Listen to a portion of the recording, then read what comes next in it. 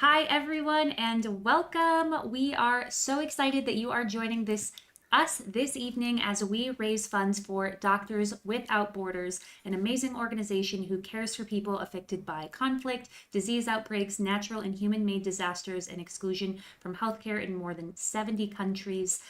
Thank you so much for joining us. We really do appreciate it.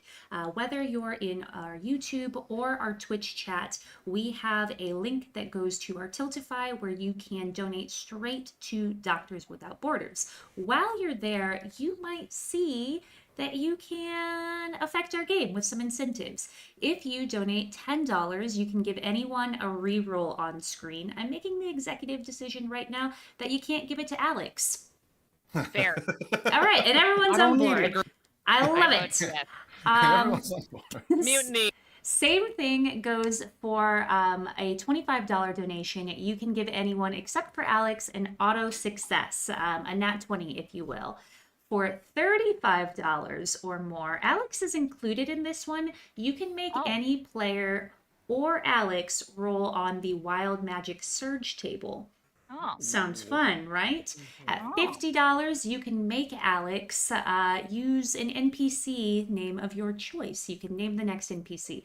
We're thinking like Billy Bo Bob Pete, not like Slur Slur McSlur Slur. Let's keep it, kind of appropriate at least. At $75 in donation, you can give a bane or a boon to the party. You decide if it's a bane or a boon. Alex decide what that means for the game.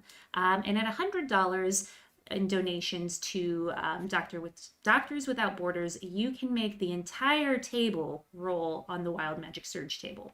So, just a handful of things how you can help shape our game by donating to the amazing Doctors Without Borders. Our first $250 that is donated, as you can see on the screen, is being matched this evening by Bogus Cheesecake, an Alaskan-based TTRPG company who makes unique content and systems, as well as the Death Roll Show, a horror TTRPG actual play using special effects and fake blood and guts and gore and so much fun things. Maybe this mug. We're bringing all of the nightmares to life, premiering on October 10th. So thank you to Bogus Cheesecake and Death Roll Show.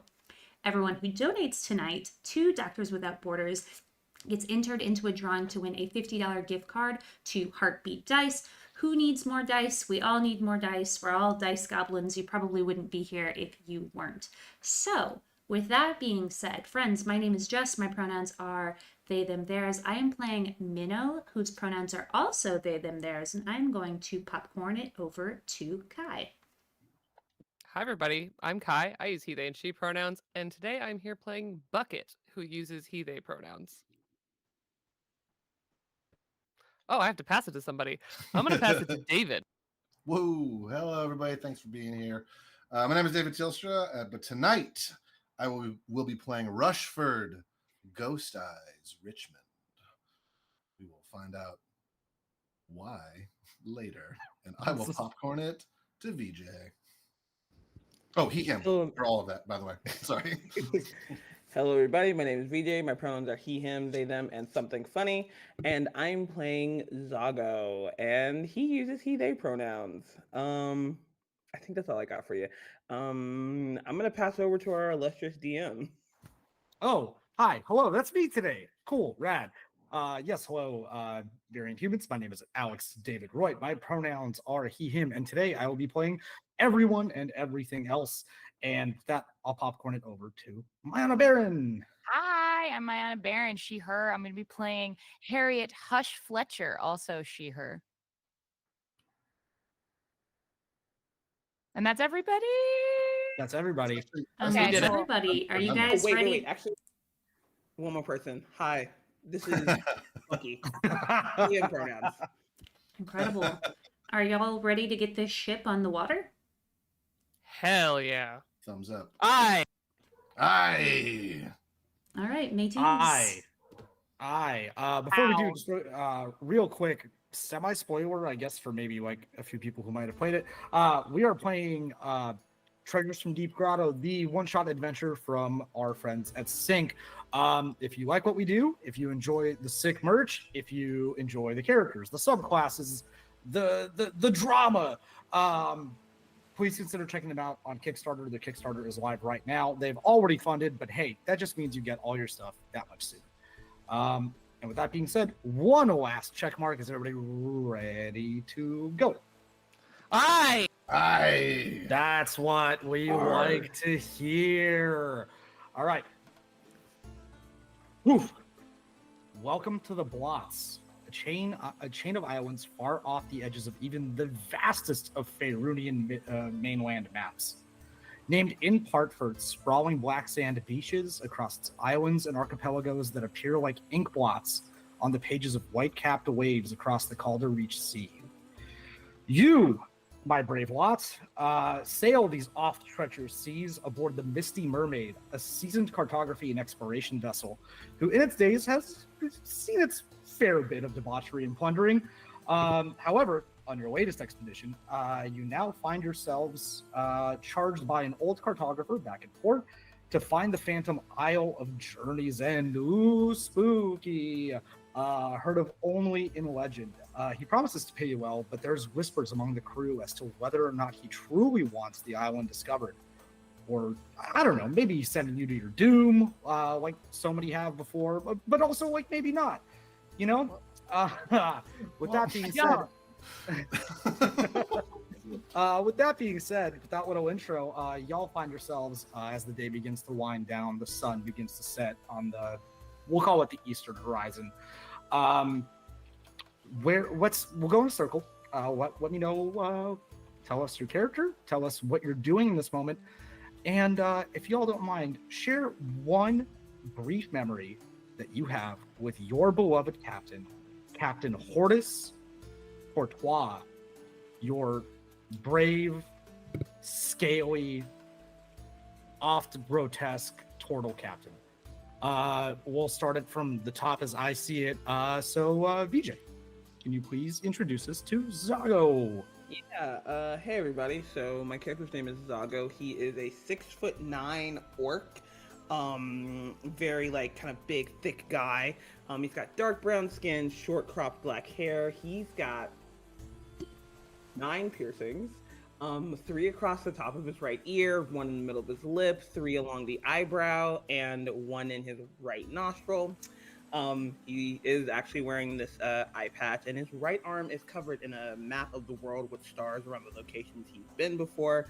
Right now, he is sitting on a crate watching a bunch of the crew members, like, you know, going about their daily lives and kind of scowling at crew member number 2 for having woken him up a little bit too early. Did get a quick poke in the leg for that from Bucky. And a fond memory he has of the captain. Now, Zago's got to be like a pretty old orc at this point, maybe like 57. Has been with the captain for a while. When they were a bit younger, before he was the captain as well, they would go carousing about the town and whatnot. And Zago had a bit of a mouth on him, was a bit of a flirt. So not only did he like steal somebody's date, but also talk shit to the guy. And a bar fight broke out, and him and the captain had a grand old time together, like kind of settling that fight and getting away. It did cost him an eye, but hey. Lots of great memories from that, but I think that's his favorite. Beautiful. Love that. Moving right along. So we've got Rushford. Rushford, can you please describe yourself? What you're doing, who you are, who you be? So you would see probably sitting fairly close to the front of the boat where the figurehead is. I believe that The mast? the bow. Or the bow? The bow? The bow. Yeah, the front of the ship is the bow. Thank you. Slightly closer to the port side, towards the bow, in case you're wondering exactly where he is. You would see a fairly average height water genasi, darker blue skin, hair that looks almost like seaweed. A few little like blemishes along the exposed shoulders and exposed. He's not wearing a shirt, but blemishes that look almost like barnacles and like little just underwater flotsam and jetsam kind of stuff. He's wearing dark gray pants, kind of mid calf high boots with that really cool like fold in the cuff, like very very piratey. on his back or across his chest is strapped all sorts of bandoliers. There's all sorts of daggers and all sorts of just like pirate accoutrement, compasses, telescopes, fish hooks. Just you name it, he's got it on his person. But I think probably the most striking feature of him is his eyes are just stark white. Like there's no irises. It's just the white parts of his eyes. And anyone who's asked him how that happened, he's told a very different story every single time. But I think his favorite memory is with the captain is the true story of how his eyes turned all white. They were deeply lost in a storm one night, and Rushford had to stand out front, like kind of on like the figurehead, sort of helping guide the ship through these rocks and these corals and storms and stuff, and it damaged him in such a way that he looks a little more sinister now, but that's just on the outside. Inside, he's just a big sweetie, and that's Rushford. We love us a big sweetie. Mayana, can you please describe Harriet for us? Sure. Harriet Hush Fletcher is a belle, but she's a fire genasi. She wears a very high coverage, like blouse with the neck, the little button sleeve thing. She's got long curly fire hair that she's got in like a half up, half down situation. She has big glasses made out of whatever metal doesn't melt on a fire person. She's currently in the library. She's the ship's cartographer. But underneath the clothes, she's got all these tattoos because she is a spell skin wizard, one of the classes for Sync. So all of her spells, instead of being in a book, are on her skin. And she's reading. She's reading. Oh, and her fond memory with the captain is that she used to live as a librarian in like a coastal town. And whenever the captain would come to visit, I would insist that he would tell me stories of his travels. And then one day he offered me a position on his ship. And so that is why I work here now. And lo and behold. All right, beautiful. Kai, can you please describe Bucket for us? Bucket. Of course. Bucket is a 6'4" at first glance, of kind of off-colored dragonborn. Dark scales that maybe were black once, but the thing that everyone notices first is that Bucket has an ocean problem. Everything from their armor to even like crawling up their neck, on their face, all over, anywhere you can see skin, there are barnacles. There's a starfish living on the side of Bucket's face that's been there for an unknown amount of time. Sometimes when he breathes, water just comes out of places on his body that don't quite make sense. And very, very commonly, if he sits somewhere too long, there's a lot of crabs that just kind of show up, just little like 2-inch sized crabs. Bucket doesn't really need to breathe. Bucket hasn't actually been alive for an unknown amount of time, which the captain learned very quickly when Bucket's fondest memory is, of course, the day that he was brought aboard the Misty Mermaid, when he fell in love with the ship, because he was deep out at sea, having a nice time, not really sure how he got there, and there was a ship, his first love to his memory, a beautiful ship, the Misty Mermaid, that pulled him on deck, and they caught themselves a reborn dragonborn that day. And ever since then, he has just basically been a part of the ship. We love a reborn dragonborn. Amazing. Last but certainly not least, Jess, can you please introduce us to Minerva? Yeah, so Minerva typically goes by Minnow. They would rather like sink into the bottom of the ship and just like disappear than be called Minerva. So they really go by Minnow. Their pronouns are they, them. They are a draconic sorcerer Aasimar. So they're a little bit on the taller side, and from under their chin down to their collarbone is where they have their draconic scales. They typically wear just, piratey clothing, very loosey-goosey. They've got a vest. They probably look pretty similar to the loosey-goosey shirt that Kai is wearing right now. They've got slicked back hair that is brown in color. They've got deep golden eyes and a really nice toothy grin. They're about 6 foot, pretty gangly looking for a 16-year-old.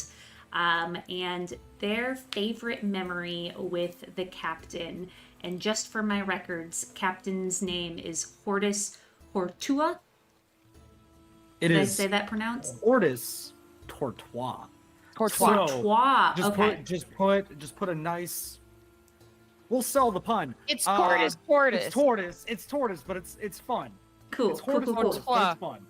Okay. Thank you so much. Also, okay. Tortois. I can do this. I can do this. Okay. So their favorite memory with the captain is when they were running away from their noble home. They just didn't want to do this anymore, and they found a ship on the docks and jumped into it and went and found a barrel, and just, it was a big barrel, you know, maybe they went through a bit of a growth spurt since they've been on the ship, but it was big enough for them to fit like 5 foot 10 inches inside. And they huddled down and waited until the ship was out to sea, and then they were found by the captain. And the captain said, well, do you want a job on the ship? And little Minnow, big Minnow, said, yeah, I do. And they've not left the ship since. They've been here for what, maybe a month, 30 days. Tenured, super tenured. All right, beautiful. So the day begins to wind down. Y'all are going about your respective end of day tasks, reminiscing about these wonderful memories you have with your captain. The stillness of the evening air beways the ship. Gentle waves brush up against its hull, and your crewmates are lazily also winding down for the day.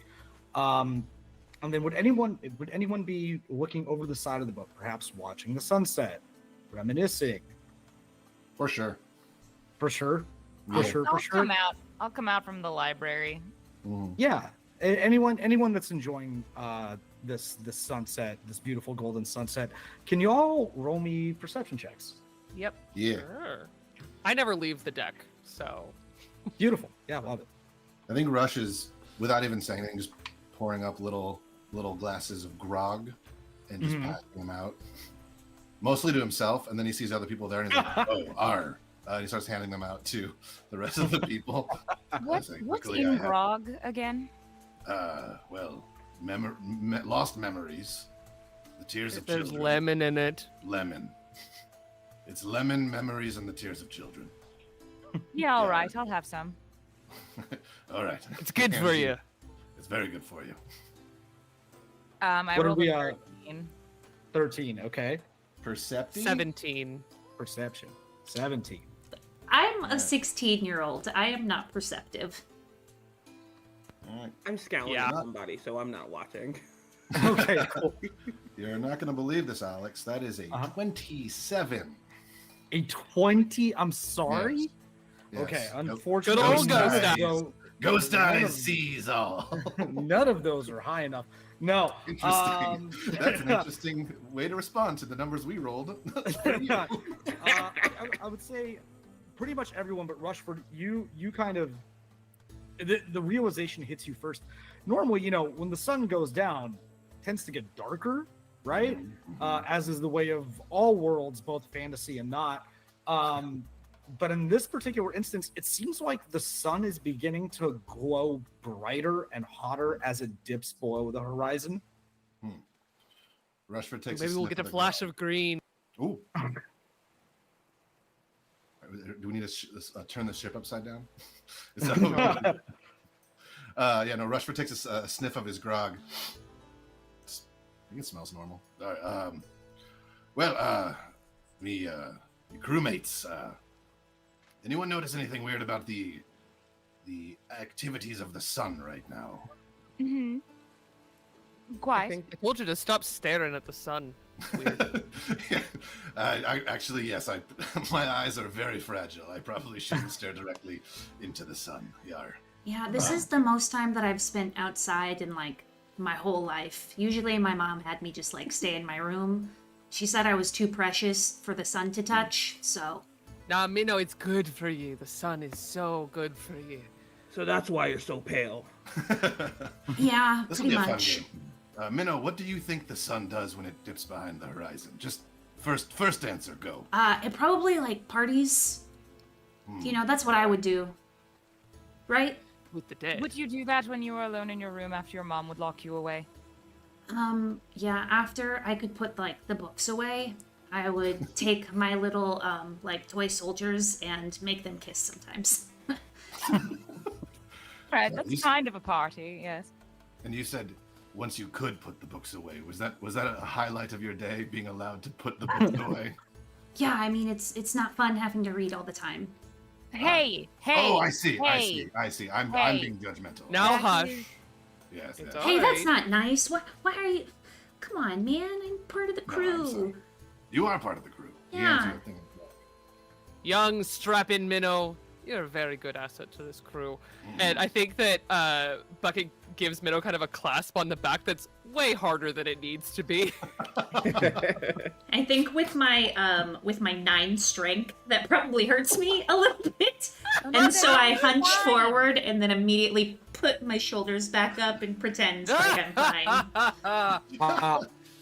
As you pop your shoulders back up, you all hear very audibly the sound of a boat swaying a whistle coming from the crow's nest as suddenly the source of light comes into view as flaming sails of a dark frigate appear from where the sun was setting. Truly, the sun was not getting brighter, but a demonic ship with flames for masts has been coming at you very fast. Well, Go what ahead. do you know? It was a party. As you say, it was a party. From the crow's nest, you hear pirates as a resounding boom cracks the night sky, and a fireball, the size and width of 3 ships, comes sailing directly at the Misty Mermaid. Get into fucking. Move fast! I'm going to need everyone to give me a dexterity saving throw. Goodness. Oh, You weren't joking. This does just start off. Literally right Yep. in the middle. We just Can't go. This took Hey. much longer last time. Unnatural 20. Can I actually just Unnatural jump in 20. the sea and like not have to? Can you? You know what? If you, Fuck! Yeah, can I just jump into the ocean? I go there. if you Can I want to eat jump it? into the ocean, you eat it. Can I eat I'll tell you what. Please. If you roll me a percentile and you land exactly on 100, I will let you eat an entire fireball. Dungeon as a Master, fire don't Nazi. speak that into existence. It's gonna happen. Auto crit for VJ? Wait, excellent. I was about to use my lucky. Yep, I Let's passed. go. Thank you so Let's much. Appreciate you. Look at chat. What about a 90? No, unfortunately, not from my experience. And someone correct me if I'm wrong. I believe 90 is less than 100. Yeah, I guess. I don't know. I've read a lot of Actually, books lately, and I've never read that 90 is less than 100. I think this is an argument for another stream. In the Forgotten Realms, it only goes to 90, actually. Oh, The metric that's in the 3.5 edition now, unfortunately. Hi, hello, 3.5 baby here. That in fact is not canon. Good. Alrighty. I will litigate it one of two ways. Either you can say you have to live with that 15-year-old, or I would like to jump into the ocean. Okay. I'll tell you what. If you want to jump into the ocean instead of rolling to save, you are free to jump into the ocean. Cool. That's what. Okay. Honestly, like, he lives on this deck. He's just like, oh, I'll just jump in and come back. It's fine. So yeah, Beautiful. There's just okay, a, so Bucket a wet Bucket jumps into the ocean. Oh, bucket. No. Minnow, what do we get? I rolled an 11, and I think that this is the first time that the Misty Mermaid has had an attack on it since I've been here, and so Minnow just kind of runs around, not knowing what to do, very frightened. Love that. Just in a Okay, circle. So Minnow is not jumping in the ocean. Rutherford, deck save, ocean. Quick question for you. Okay. Can I forego this to give either of the two folks who did not get a crit or jump into the ocean, like a chance to like hide behind a bucket or like a barrel or something? So that would be a great Not to idea. hide behind bucket, actually. That would be a great idea. Well, so first the of all, ocean. bucket's in the True. water now. We've canonized that. Yeah. Second, this is a giant fireball. If you want to hide behind wooden objects, I would say that's your prerogative. But I think even in fantasy worlds, fire does ignite wood. Rush's whole thing is he is the expendable crewman, so he's like, Yeah. more important folks, get to safety. Is there any buckets of water readily available on the ship right now? Absolutely, there would be. Yes. Can I do catapult at 3rd level and just send one of them at the fireball? And it is 5d8 Absolutely. bludgeoning damage. So if the fireball has health, We'll do this. The average size of a schooner is about 80 feet across. Mhm. There's give or take, right? Yeah. Kai, fact check me all game. They could be three of those smaller, would be but live your life. 160 feet. wait, what? What's 160 feet? The length of 3 of those would be about 160 feet. Okay. I'll give you that. Yeah. So whatever you roll on your damage dice, that's how little I will reduce the size of this fireball. Oh, damage wise? Okay. Yes. 5d8. We'll here we go. correlate damage into feet. Here it goes. 24. 24. Very Okay. nice. Yeah, now it's a 156-foot wide fireball. This fireball's 100 and... It's three of them. Oh, okay. I was about to- 3 schooners wide. What kind of 20th That's a level big wizard boy. is this? Hey, It's- sorcerers it's- exist. That's true, that It's is the true, kind that is it's true. the kind of big boy fireball that's supposed to hook you into an adventure. Fair enough. Yeah. Well, then to speed it along, I got a 21 for the next. A 21. Okay. Beautiful. Minnow, you got a 13. You're staying on the ship. Zago, what did you get? I got a natural 20 courtesy of Roguelock. Thank you so much. I think Let's that's go. We love that. We love to see that. Let's go, chat. Thanks. So, Harriet, you've now exploded a bucket of water at this thing. What else would you like to do? I rolled an unnatural 20 to dodge. Okay, you rolled an unnatural 20. Beautiful. Okay. So I think as I tuck and rolled, I tried to throw a bucket of water at it. Yeah, love that. Okay, cool. So, fireball makes impact at the side of the ship. Everyone goes flying. Minnow, you are knocked prone beneath some rubble. Okay. I'll let you interject. I really like that you said everyone goes flying because I have wings. Ooh. Flying figuratively. You're not jettisoning 30 feet into the air. You're just getting pushed back. All right. But with whatever. your wings, you All right. could if you wanted to. That's what I'm saying. Yeah. So here's the other fun thing that happens. Everybody who rolled under a 15, you will be taking 14 points of fire damage. Everyone who saved or jumped off the boat, Nice. actually, everyone who saved you will be taking half. Everyone who jumped off, you will be taking none. Fire genasi? The fire genasi will also be you. So you're not invulnerable, Uh-huh. right? You're Let me see what my resistances are, but I'm So pretty 4. sure. I imagine I would be resistant to fire damage. yeah. If you are resistant, take half of the half. Heck yeah. I'm made of magical water and Fire skin. resistance. I have resistance to fire damage. Yeah, so you have Nice. resistance. Resistance is not immunity, so you would have that anyway. You have half of that initial number, so you take a quarter of that. Cool. So 7? No, it would be 4. rounded up 4. 4. Heck yeah. Yeah, 7 was the halved. You take 4. Nice. David, unfortunately, plot armor is not strong enough, especially plot armor that you make up on the spot. No, I was hoping it would that hurt me is- more, actually. Oh well, in that case, still no. Alright, I'm now a So, steam this fireball- genasi. Yeah, this fireball makes impact. Bucket's now in the water. Minnow's buried under some rubble and has some ouchies. Everybody's got a little bit of ouchie, but other than that, the other three of you are still on your feet. You're able to move around this deck as boom, a second shot hit. Well, a second impact collides with the boat, except this is not a fireball. This is the stern of the ship colliding into yours. Wow.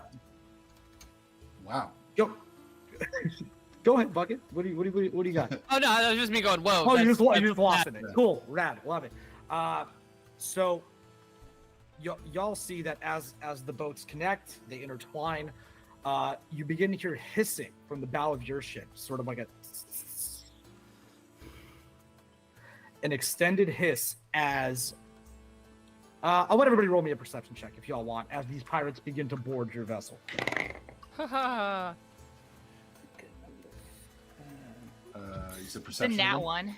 Not one, cool. 17. Everything's fine. The ship's fine. 17, A 13. a 13.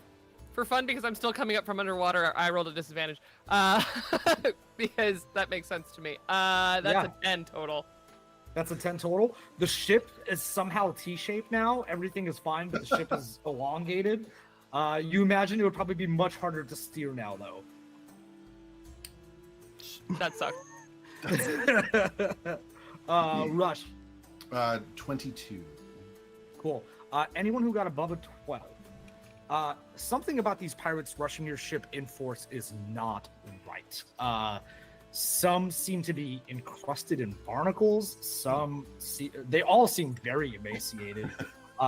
Some have limbs missing. Some have tentacles protruding from their mouths where their teeth should be.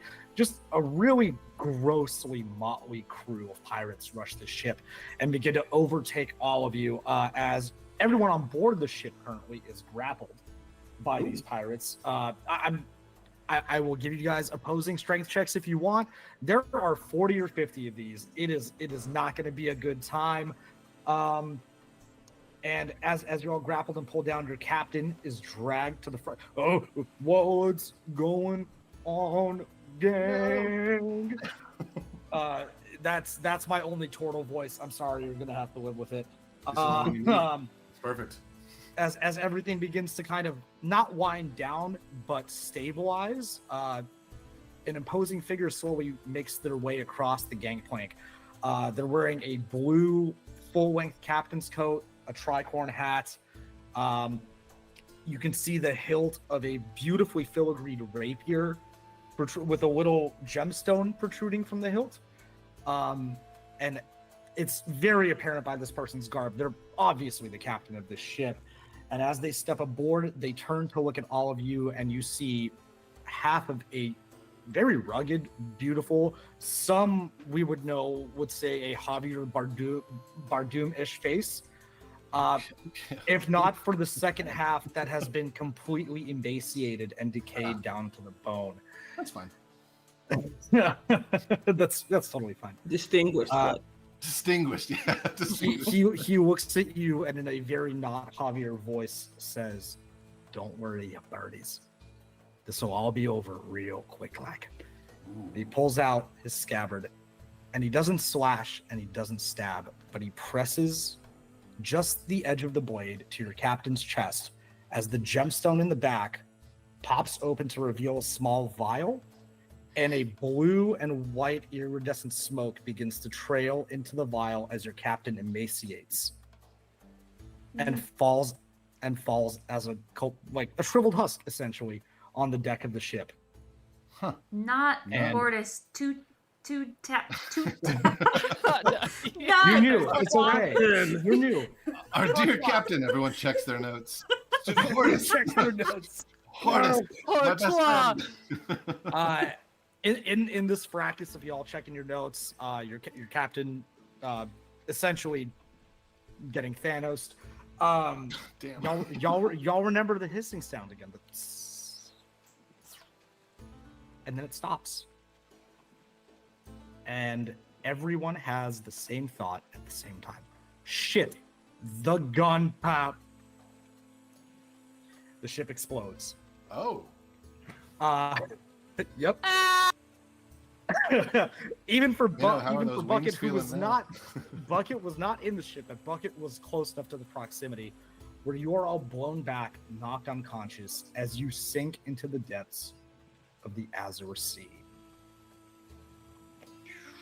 And we fade to black. We smash cut back to white. We're back. You all awaken on a rough, pebbly beach. Nearby, there's flotsam and jetsam. There's remainders of your ship. There's planks. There's rope. General viscera and carnage. There's what's left of some of your crewmates. And as you all begin to come to, it's daybreak. It's almost like nothing happened the night before. There's a So calm long rest? breeze. You will get a long rest. Yeah, Eyes on the prize, my Hell yeah. that's a gamer move. Yeah, that's a gamer It's a move. gamer. Hey, you said it, not me. You said we're waking up. Yeah, you're all waking up. think- It's nice and calm and breezy. You're on a black sand beach. The waves are gently lapping behind you. I think Oh, yeah. flavor-wise, like Rush like sits up, and, like sand kind of flies everywhere, and he like instinctively like throws his hand out to the side, and you see like out of ethereal mist like this harpoon appear out of nowhere, which is another sync class. Ayo. Heyo. The Mistbreaker Ranger. It's a pretty cool feature. I can make harpoons. And I think he like starts to like poke the air, but like then quickly realizes, You quite all right? no, did you all just have the same dream? What happened? I don't think that was a dream. Oh, so it wasn't a dream. Damn. Laying on the Right. sand, you all see just a bunch of crabs all kind of like crawl inside of Bucket before Bucket wakes up. Ah! Oh, that's why they call you Bucket. They what? Hello. Dude, Where were we? Where's the ship? Hold on. I think we're shipless now, and we're also captainless, unfortunately. Yes, I am a bucket of crabs, and Captain? No. Actually, given what we just witnessed, I believe the captain may be dead. did anyone else see that very half attractive other pirate captain? I would say Yes. fully attractive. Fully actually. attractive. Yes. Minnow is just gonna There was another squint attractive their captain. eyes and like, and they're not gonna say anything. They're just going to give you that look. They're not Minnow? mad, just disappointed. Disappointed in whomst exactly? Oh no! They didn't say that. That was Jess. No, I know. talking. No, I just can tell because I'm an adult. And Use your words. You read enough books to know them. and that's it. They don't say anything. They just kind of pitter patter their feet impatiently and keep their arms crossed. Rush speaks sign language. Did he get anything from the motions you were just doing? Upset teenager. Okay. Well, you see, Harriet, upset teenager. Those are Yes, the I motions. also speak sign language. you I do? was yes, I do. Oh, did we not discuss this before? We can communicate with each other. He just immediately starts talking to you in sign language. I immediately start talking to you in sign language back. Since I have you, given the situation, we should probably nominate a backup captain. Minnow. No. Wait, is this in sign language or This is isn't sign language. Ah. No. Well, As- you all in sign language, you just see like both fingers point directly at Minnow. And then it's like a. Mm-mm. As y'all are conversating in sign language, you hear like a rustling from the bushes nearby. There's like some, and In sign language, I scream. a little figure pops out. A little humanoid pops out, also signing "scream" with their hands. Oh, hello They there. also know sign language. I think they're just startled. It just screams. Hello. So, and as it screams, it pipes up and it speaks words. Oh, so glad to see y'all are all right. I'm Sibo. Sibo. Well, hello, Sibo. Sibo. Sibo, I'm your sea gnome. Sea gnome. Wait, Sibo the no. Your name can't be what you are. You have to have another name. That No, feels you wrong. see, my name is Sibo, the Sibo. sea Right, gnome. Oh, Yeah, Sibo. like with the But B. did you say your that parents were not our smart, sea but gnome? continue. Also, his name is Ghost Eyes. That's what he is. That's true. Well, that's his nickname. But he has Is that very your name? ghostly eyes. You His see, name is so what- Rush. We all have nicknames, I except don't for know, Zago. Rosh. Your name's Hush. Zago That's has Minnow. pulled- Zago's put a flask out of his fucking boot and is just drinking it right now. Just So- Sorry, Sibo. Continue. It's okay, yeah. Just to recap real quick. Again, my name is Sibo, not Sea Gnome, and it's definitely not Nick. Okay. So, It's not I Nick. believe that it is Nick, in fact. Well, let's. hey, that's not Oh, cool. we That's not disagree. cool. You know, Agree like to if, disagree. if they want to be named Sibo, let them. Sibo. Yeah, Sibo is a cool name. Yeah. a name's a name. We don't yuck yums here. All on right. the Misty Mermaid. We Well, don't need to what's- bring in what's- the what's government left of into the Misty this. Mermaid. Wait, How so do you know were anything on the about ship? ship? I've always been on the ship. Y'all were the newcomers. Hold on. Ah. Hold on. I've been on that ship for most of my life. Where were you working on the ship? Oh well, you see, I'm a sea gnome, so I work constantly. Y'all just don't see me. Most of the time, Oh, when a y'all have sea avoided gnome. I understand. when y'all have avoided sinking, when the seas got real churny and nobody puked, things like that. That's all me. That's all Sibo. So you Oh, work on thank the you, Sibo. outside of the ship? Outside is a relative term. I was more omnipresent, some would say. Rush leans You over god. to Zago. Zago? Zago. Sibo. Zago. Over to Zago. Is this gnome saying it is the ship? Maybe. I like talking to you because we both have deep voices. This is kind of cool. Zago turns to Sibo. Where did I keep my stash of the good liquor? That's a fair question. I'm gonna let you take the DM table for a second. No, you know what? Well, you just pulled a mug out of your boot, so I'm assuming your good boots. Kind of leans back. I don't think this one's the ship. No, you see, I'm not a ship per se. I hope not. I'm animated. I'm a real thing. I'm a thing. I'm here. And There are it goes on animated to show. I mean, there are ships that are things. Most ships are things. Okay, listen, y'all. And some ships are We're getting- people. We're getting lost in the Why are frog. you What showing do you want yourself to say us? How do you, can you help? So here's the thing. Y'all are dead, but kind of not. I've been dead. I That's pass not out. new. You're it looks like you're weird. You're an anomaly. You're kind of here, right? But the issue is over here on the right side. So all of y'all are dead. But I can really only help 5 of y'all or 4 of y'all.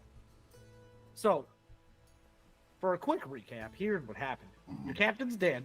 Uh-huh. Yeah. The ship went boom, right?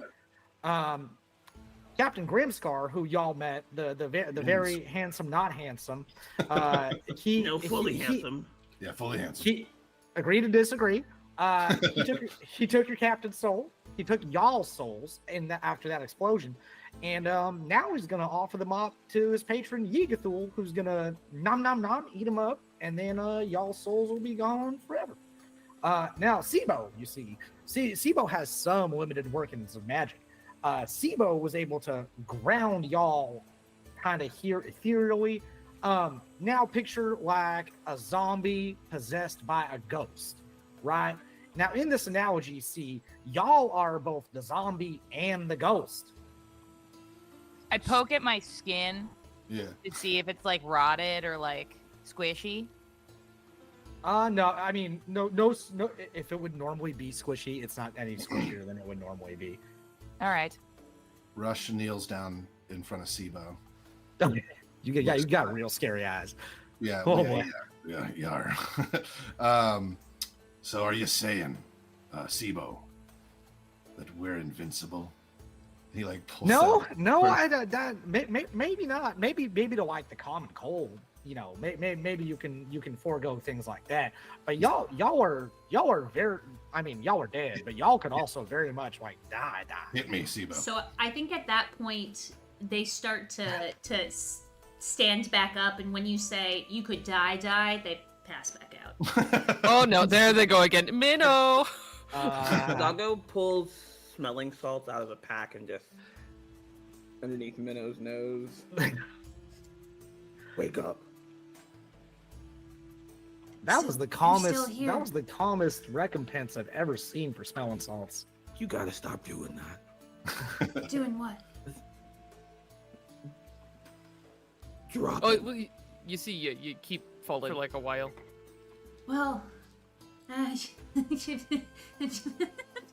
Yeah, we're dead. Yes, they're saying that they're befuddled and concerned about the current situation, and Is it that 'cause you're dead? beyond their. Is it because you're dead? Is that why they're befuddled? Yes, 'Cause you're yes, dead? yes, yes. They're quite overwhelmed. They're sort of a how could this be? Sort of, that sort of thing. So, here's the thing: we can solve that befuddlement rather easily. You see, right through that tree line right over there, over yonder.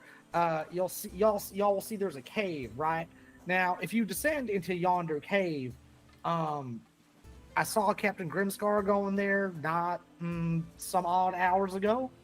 Now I can't interact with him, but I can interact with y'all because y'all have an attachment to the to the dead vessel, to the now departed vessel. If y'all can stop him and get your souls back, we can get a move on. But time is not on your side. Not right now. It's not. So we can live again, Hmm. is what you're saying. What was that about only helping 4 of us? That's I don't think great. Bucket has a soul. I have crabs. Yeah.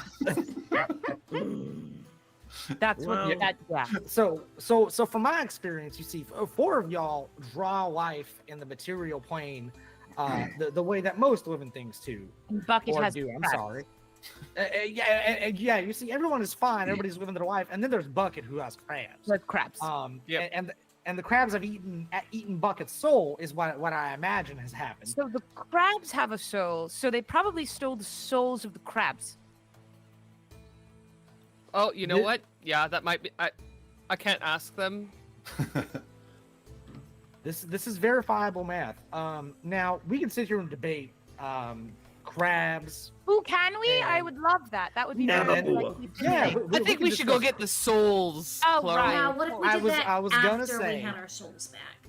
I was gonna Alright. say, y'all, we can sit here debating souls and crabs all day, but y'all might not have yours much longer. So, yonder cave over there. Sibo's gonna be right out here, just lounging, relaxing, and hopefully y'all don't, die. Sibo, I have an important question. I have Does a this- very important answer. Handsome captain have the soul of the Misty Mermaid? That is a very Well- important question. It's a great question. Well, you see, ships don't have souls. Agree to Oh disagree. no, I disagree with that. But you I know what? We'll go disagree. find out if he actually has the soul of the We ship. can have a theological discussion later Ooh, I would after love most that. of That y'all are sounds alive. delightful. Oh. All right. Yeah, let's stop the die-in thing from happening. we- You see, yeah, we can't conversate further if y'all. maybe, Minnow? maybe, but the rest of y'all not so much. Fair enough. All right. In fact, Bucket, if you just wanted to hang out here, unless you want to help your friends, you really got no Bucket's job. coming with us.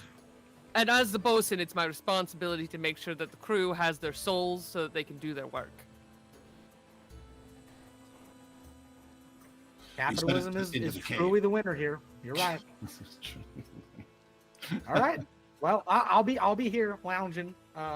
tanning my very beautiful blue skin. It is a very nice, beautiful shade of blue. Don't you have somewhere to be? Yes. Yes, we're going now.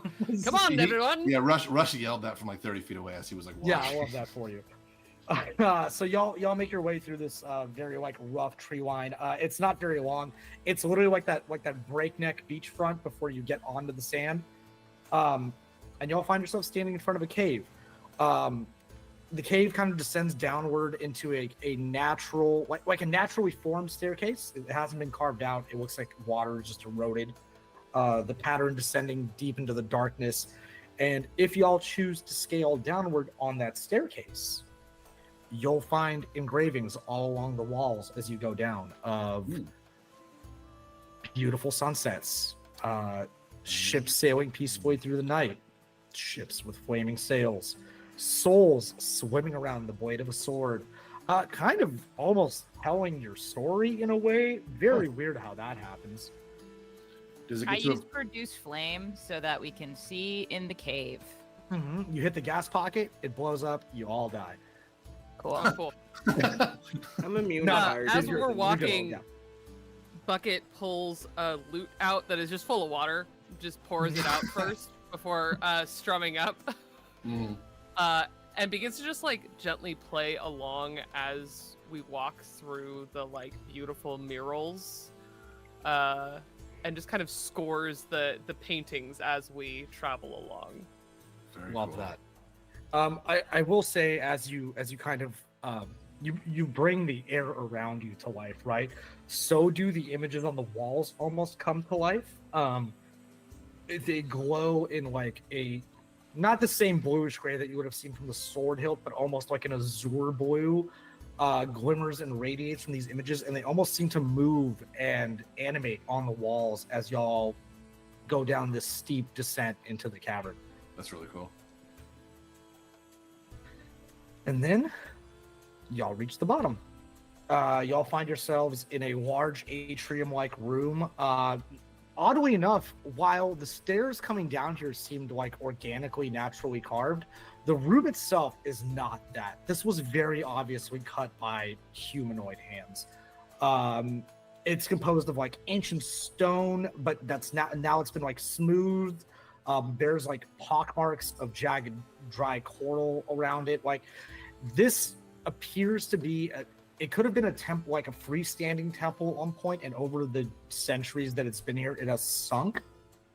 The foundation has descended into the sands, and now it exists in kind of like almost like y'all like a life between life, where it still has its organic, where it still has its non-organic structure. It's still this beautiful ornate hall, but the sea life has begun to kind of creep into it. Glancing around, y'all see there's very little light here. There's some bioluminescent flora and algae that kind of lights the walls in a dim green light. And there's some freshly lit candles, just kind of flecked and scattered around. They obviously have not been burning for long. And then in front of you in this atrium, you see two hallways going off to either side. And at the center, two large doors, approximately 20 feet tall, with no door handles and no push pads, with two beautifully ornate carved eels scaling along the doors to approximately like their eyes end where door handles would approximately fixate on these doors. Two questions. Two answers. First question: how many candles are there? How many candles are there? I'll tell you right now. I want to know how much time Grimscar spent lighting these candles while he was like Oh my God. transferring our souls. There are 38 candles. Oh, it took him a little while. Approximately All right. 30. He could have just done this though. That's true. Bet that he did. has a crush cool. on you guys. Second It just question. seemed like painting a seat. Yeah, this seems like the atmosphere is quite exciting. Somebody's gonna walk away with a husband. Yeah. Second question: you said there was no push pad. Is there Yeah. a pull pad on the? Is there a on the pull doors? pad? Wanted to put that I on will real quick. say, if you want to try to get leverage on this flat door and try to pull it, you can do that. I'm gonna go over with Rush and just watch him try really quick. Yeah, cool, for sure. Rush, can you explain to me? Okay, I'll let you try this one of two ways. Cool. You can roll a con check and try to will this into existence, or Okay. you can give me any strength-based stat you want, be that a strength check or an athletics. If Cool. it's strength-based, can I give advantage? You can absolutely give advantage. Amazing. Appreciate that. With that being said, if it was going to be with disadvantage, I will allow full advantage if you explain to me how you plan to try to pull this door with no pry tabs open. I think Rush walks up and you see one tether or one harpoon appear in his hand. He chucks it as hard as he can into the wall. Does another one, chucks it like as hard, tries to get him to stick into the wall with his tethers, and he's just kind of trying to pull the door. Okay, yeah, I love that. Like magically. You can definitely do it with advantage. Do you want me to tell you what the DC is, or do you want to find out for yourself? Nah, I like surprises. Cool. That's an 18 on the dice. Thank you for the advantage, because it would have been a 2. 18. If you're letting me do athletics, that'll be a 22. 22 is very high. 22 is very high. He's just like, So yeah, you place your foot on one of the doors to leverage yourself. You dig into your harpoons. You lean back as hard as you can, and you feel the doors begin to like friction towards you. we got it. As- This is it. This was the answer. Don't worry, Yeah, everybody. you're struggling for a minute, and then you see like the same azure blue magic kind of twinkle through the door as the door slams back shut, and the force blows you and your harpoons out of the door. I like You go cast it. Yeah. Go ahead. No, go I ahead. lean out of the way and then yeah. I'll wait a second. Yeah, cool. As you lean out of the way, he flies past you, bounces off the wall that has a bunch of jagged coral on it. Cool. As you hit that jagged coral, you're going to take 2 points of piercing damage. Excellent. Do you think he's dead now? No. No. It'll take a little more than that. All right. So here's my plan. I'm gonna put a hand on the door. You have a hand on the door. I'm gonna cast knock. Love that. That is usually the answer. You cast knock on the door, and you audibly, the magic kind of sprinkles, like kind of dissipates throughout the door, and then just dissipates right back and knocks. The door audibly knocks back another. like a sassy knock. Nice try. Yeah. It's like versus like. Seeing Harriet, try to use magic, I'm just going to walk up to the door, put my hand on it, and say, "Hey, will you open or tell me what to do to make you open?" A breeze blows through the hallways upstairs, and it's weird. Like the breeze plays on your ear and it cools your neck a little bit, but it almost sounds like it's going.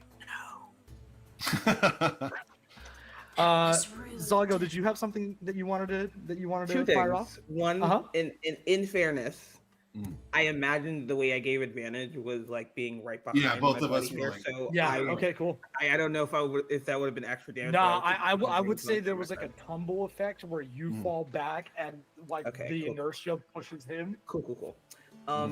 Two, can you re-describe the scene for us? Since Yeah, our- let's Yes, investigate absolutely. further now, please. Yeah, let's investigate further. So when you enter this room, it's this beautifully ornate carved atrium, right? With these two large doors in front of you, and then on either side, you have 2 hallways. No, that can't be the answer. I think if I tried this door for 3 to 4 more hours, we You probably know- could get to it. I think maybe just a thought. I'm gonna go through the open tunnel instead of the door that's closed. Which That one? seems to really. Right. I think Bucket just pulls a coin out of Yeah. their pocket and flips it.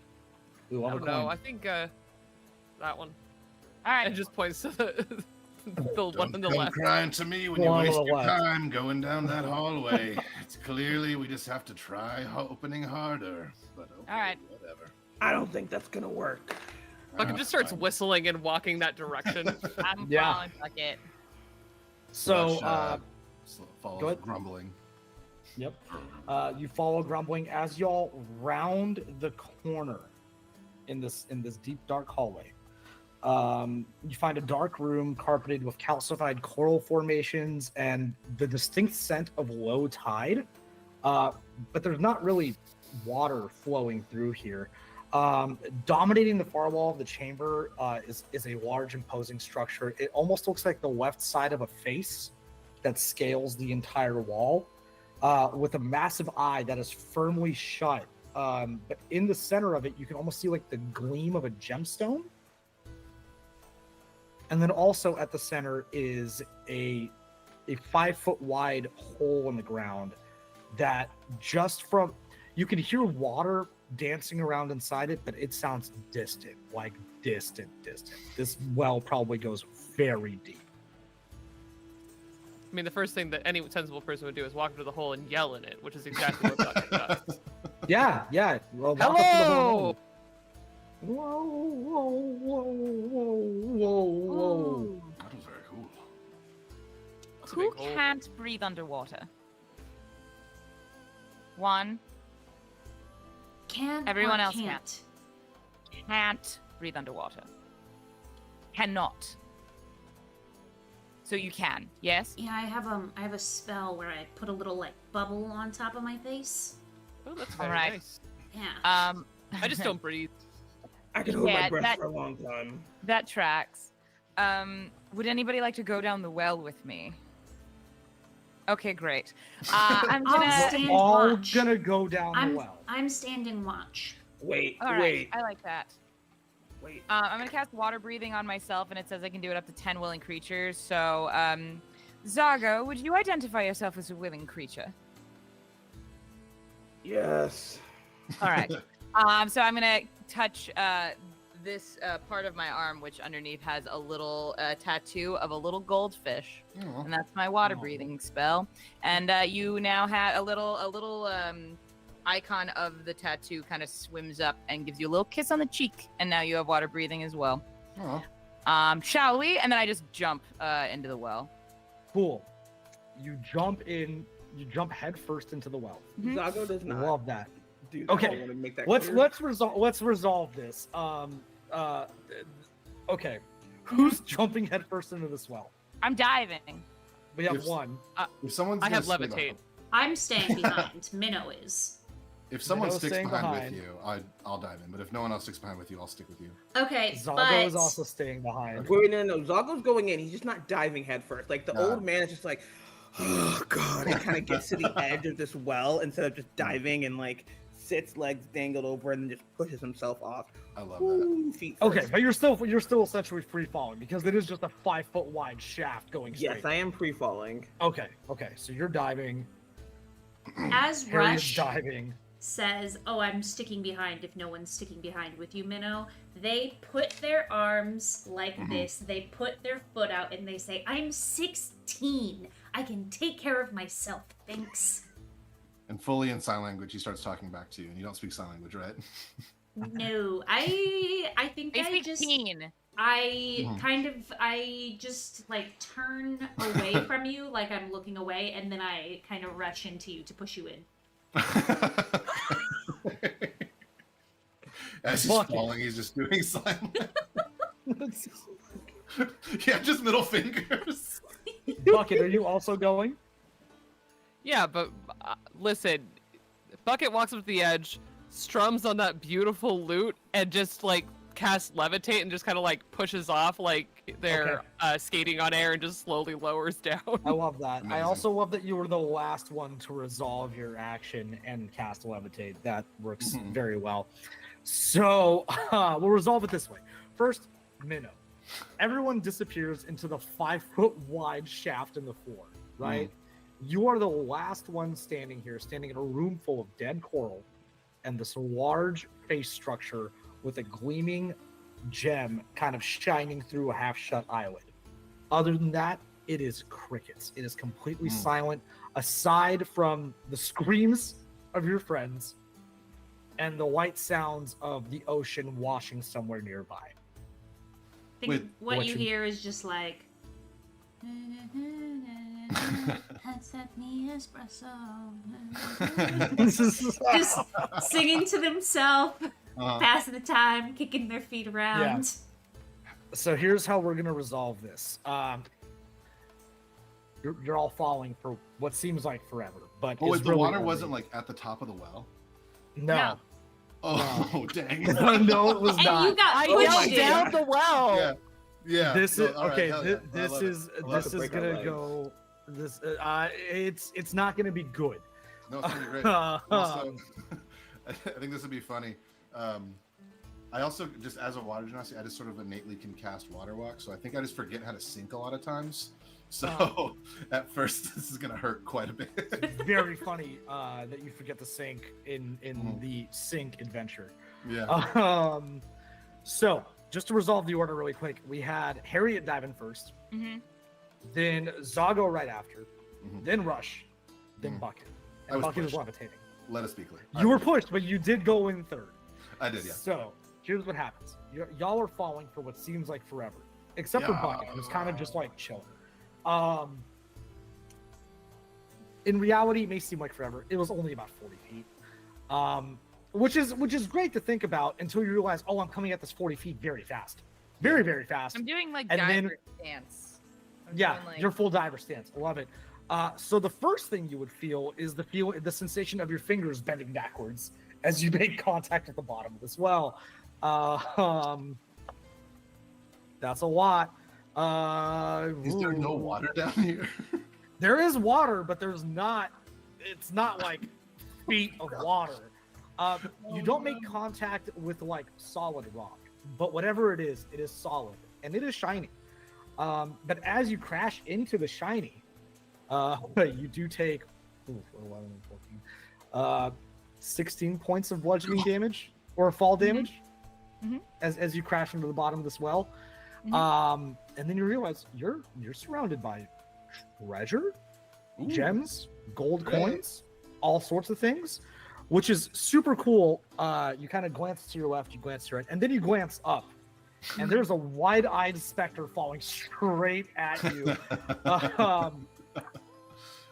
David, as Rush lands, Oh yeah. Rush will take 14 points Good shit. of bludgeoning damage. as Zago y'all fell impact each other. before Rush. Wait, I'm sorry. Yeah, Zago Oh, was it before- was Zago, yeah. so that would be Okay, I was Zago's like, wait a damage. minute, did I disappear? Gone forever. That's Yeah, the you twist. fell into a side chute. There's That's it's like fine. one of those mail sorting slots. No.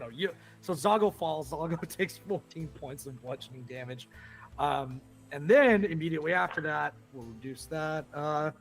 Rush, you fall on top of everyone else and take 10 points of bludgeoning damage. Oh my gosh. Jesus Christ. As y'all adjust to your surroundings, Bucket floats down and takes They're doing levitating. no damage because levitating. they're levitating. Yeah, I was setting up the bit. It's okay. Uh, We It's all moved good.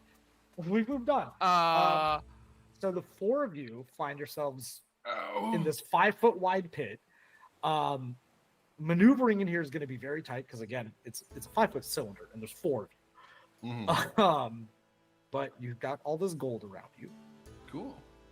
and I will say, because there's four of you in here, can I get perception checks with disadvantage? Yeah, for sure. You hear, 20, not natural. hello. 20 not hello, on hello." disadvantage? I got Hello. a 19 and a Okay. 15. Yeah. Yeah, at disadvantage for me, I got 22. Okay, you perceptive Easy. fucks. Jesus 11. Christ. 14. 11. 14 and 11. Love that.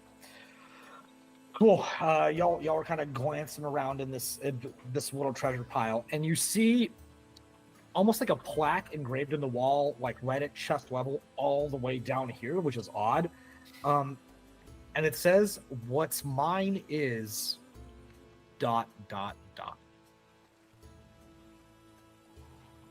What's mine is what? Well, it's a Yours? riddle. It's a riddle of some Who sort. writes the ellipse though? Because it's the riddle. It is the sign is in italic impact. God. Neon green. Beautiful. It's a copper plaque that is oxidized to neon green. So Yes. fun. Perfect. We're all right, Minnow. Minnow. Okay. Minnow, can you look around up there, and see if there's any hints? I'll do my best. Yes.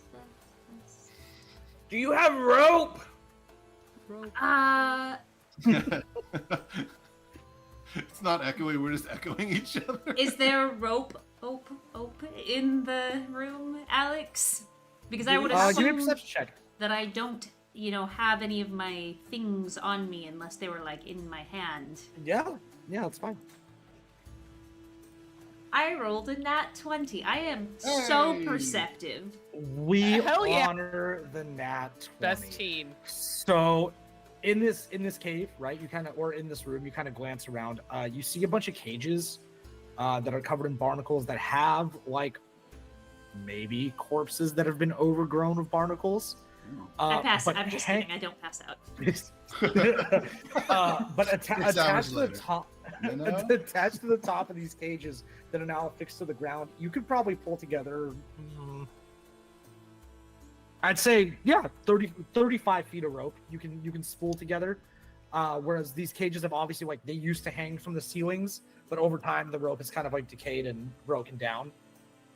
Okay, I will put it together and throw it down. Just down fully. You're new on this shit. Oh, Like the whole 35 yeah. pieces of rope. Yep. Okay. I think it all just falls on Bucket's head too. It's tangled in his little horns. Oh, Roll for rope damage. little Quick barnacle question. Answer. Do we actually have our stuff on? When we were blown up, do we just have our weapons we would have on us? I would say you would have whatever your default accoutrements are. If you had your weapon and sheathed on your hip, you have your weapon. If you normally have your packs, your explorers packs, your adventurers packs, etc. Usually keep those on your person. Yes, you would the have. quartermaster is always prepared. Okay, so listen, I have 50 feet of rope, and now we have 35 extra feet of rope. Can I tie them together and shoot an arrow up? I can just levitate up. Take the rope and tie it to something. Oh, we're getting out of here. We're not taking the treasure. No, we have to have a way to get up though. I'll rule it this way. First of all, if you're gonna project the rope up, and if Bucket is levitating the whole time, Bucket's gonna have to be levitating, which is not you on solid ground, as 3 people climb their way up the rope. I'm just gonna levitate up and then tie it off up there. Yeah. I forgot about the levitate. So rope, take the rope, tie it onto something, and that is 85 feet right now because we have tied the 50 and the 35 together. I'm Yep. just gonna, Now, Yeah. last mechanical inclination for y'all. Here's the thing: Minnow's very new on this ship. If Minnow did tie these ropes together, I'm going to assume those knots were probably No, not I tied it. All of them. Yeah, we No, checked tie all it of them. now. This is my rope. I just wanted to make sure that it was going to be someone with a little more experience. We're like a bunch of them, just bow tie knots. They did their best. And They're all that's, bunny. that's that. The rope that fell was all bunny. This is a slip all knot. bunny ears. This is a slip knot. while they're doing that, I'm gonna just try and write on the plaque what mine as a guess at the riddle. Like you're gonna scratch the word mine into it. Yeah, I'm gonna write it if I have a pen. Oh, okay, yeah. I'm a librarian. I would say you probably have a pen. I'm also a spell skin wizard, and so I do tattoos. So I could also tattoo it into the plaque. Mm-hmm. Yeah. Give me a sleight of hand check to tattoo it into a brass plaque. Sure. I think at this point it becomes engraving. Yeah. That is an 18. Nice. That's an 18. I will say, it's not pretty. Your filigree is not perfect, but it's legible. Can I take a gold bar and just start taking my tattoo needle and just chiseling into the So you plaque? picked up a gold bar from. Yeah. Okay, cool. As you do, and you begin to chisel. We'll resolve the rope thing first, and we'll come back to that in a second. Yep. So, Sorry, this is wild. So bucket flows up. You tie off the rope. What are you tying it to? in this one? Well, Bucket, Hello. what are you doing? You guys just asked for the rope and I threw it down. Why are you bringing it back up to me? That doesn't make any sense. Okay, Minnow. One day we're gonna teach you how to hull a line, not push a line. They're two very different things. You just a blank face. Minnow did not read books about ships. So you did a good job. You did a really. We asked for rope. You gave us. This is like a line, except it's frayed and old, and we're gonna go over the knots again, just at a later date when you're not all in peril. I'm gonna go find something to tie this off to. And like kind of jauntily, maybe a little bit off tone, Bucket's just gonna like go for a little stroll around this room with like dead coral corpses and like find something sturdy enough to tie it off to for these people. Specifically worrying about Zago and their ability to climb it up because they're big. It's the muscle. You gotta put the muscle somewhere. It's the muscle. Yep, Sure. yep.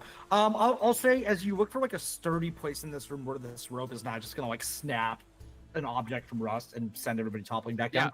Just give me a perception check. We'll call it DC 12? 10. We'll call it 10. It's a 9 on the die plus 7. That's more than 10. Yeah. I will say, so there's that big face engraved on the wall, right? Oh, yeah. The eye and the mouth. I will say that, like, there is the remnants of what was, like, a stud, like a stone-made stud piercing through the nostril. Hell yeah. That is now gone, and in its place, there's a hole where you can safely pass this rope through and tie it off. Super cool. I'm just gonna pick your nose. Just give me a moment. The wall sneezes. And Bucket fully like gives this stone thing a septum piercing line that they tie off beautifully. I will say, like, as you're kind of reaching up towards the nostril from the ground, right? You feel almost like a pull, like an energetic pull, like something's calling towards you. The higher your hands move up this space and towards that eye at the top. But we'll pause on that, and we'll circle back downstairs into the pit, where last we left off, Harriet had grabbed a gold bar from the pile of treasure on the floor and begun to scratch mine using the gold bar as a pick, right? Cool. I recapped that correctly. That's what happened. I'll say as you do that, in like 3 inches offset from that, the word mine in a different hand begins to glow underneath yours. And suddenly that sound of water begins to grow louder as beneath the coins underneath your feet, you begin to hear like a gluck, gluck, gluck, gluck. Almost like when the bath water is draining, it's those last couple gulps. But what's weird is it's making that noise, but the coins seem to be getting wetter somehow, almost as if the water is rising instead of lowering. Yar. Yarg. This is gonna be exciting. All of us can breathe underwater, so it's fine. I hope so. Yeah. I can. Yes. Yes, I can. Yeah. Great. And we flash back upstairs. Russ is just like putting coins in his pockets, just like, oh yes, of course. So you're just looting all the gold. Yeah. Of course. I'm a pirate. You The dropped more- me on a treasure chest. Yeah, no, dude. Hey, it's all you. I will say, the faster, like the more gold you're shoveling into your pockets and out of this pile, the faster the water is rising. Cool. That seems like we're solving 2 problems with You one loot, very right? well might be. You With the- very with- well might be. I don't know if I have to roll anything for this, but with the way the water's like rising, does it seem like it'll stop once we get to the top, or it'll keep going? Ooh, good So question. here's the thing. I would just say, the way volumetric pressure and liquid distribution works. If the water just keeps going up, eventually it'll hit the ceiling. There's not really anywhere else it can go from there. But then you're going to be in a room full of water. Yeah. That's his thing. He was thinking. Yeah. I will say, being the most experienced of the crew, you realize that you may be able to breathe underwater for now, but eventually you won't be able to. 24 hours. 24 hours. So, But 24 actually, in one hours day. is still a finite amount of time. It's true. And as this goes on, we will flash back up top. Bucket. Last we left you, your hand, something is calling you towards the eye of this thing. Minnow, could you do that same thing again with the line and just throw this down and just like hands off the now tied off line to Minnow, is like holding it out and not really looking to see if they're gonna come and take it even. Nice. And it's just like staring up at this gem in the eye. Minnow just walks over, grabs it out of your hands, and tosses it over without even really giving you a look. Hey guys, are you okay? Okay, down there. The water seems to be rising. Zing. If you need to breathe underwater, you should get that going. Smart. Fuck. Art. Language. Yeah, Minnow, what did you just say up there? You echoing. Fuck. Language. I know you're a pirate, but you're so young. You're not my mom. I was Yes, cussing we're up a blue. storm at the age of 10. It's fine. Fuck yeah. While this is yeah, going on, yeah, yeah. Bucket has started to climb this Yeah. sculpture. I will say, like, as you're climbing this sculpture, like those coral protrusions do kind of peek out. You're gonna scratch your hands up just a wee bit as you climb up. Sure. If you want to scale it, I'll say it's just gonna be a straight D4. I think I do still have levitate on, actually. So you technically do I have could just levitate. levitate up. Or you could choose to climb anyway, and it would be really cool. And I can hurt you Yeah. some more. But I'm just thinking up, and then I just start to go Yeah. up. Cool, love that for you. Yeah. So you get pretty much 20 feet in the air adjacent to this eye. And you can see that while the stone eyelid is like half encapsulated around it, there is enough of the eye in the middle showing that like a regular sized hand could probably reach out and at least get a grip on it. Oh yeah, we're doing that. We're touching the button. We're I grabbing think, that. Yeah, I think Bucket. We see Bucket kind of from the side staring down at this emerald, and like one of the crabs just like crawls out and like tucks back into his clothes. And as he does, as he reaches out to grab the emerald in the set in this statue. Cool. As your hand connects with it, there's a weird feeling that washes over you. Your vision and your consciousness kind of swim for a second. Everything around you almost feels like either you're really drunk or you're underwater, even though you're not either in this moment. And it begins to pull at something deep inside of you that you haven't felt this part of yourself in a long time. It's very much just an empty chasm somewhere deep inside of you. Not your physical side, but your more metaphysical side. It's almost like it's tugging at where your soul used to be. You have a choice. One of the crabs has the hiccups. You can embrace this ethereal acid reflex feeling that you're dealing with, or you can push against it. Bucket's A, pretty headstrong, and B, likes being both underwater and drunk, so I think the signs are there for them to just push through. Yeah, nice. I love that for you. I will say, so as you embrace it, you kind of feel that hole inside of you almost expand a little bit. Like if ever it felt like it held your chest, it now feels like it's spread a little wider.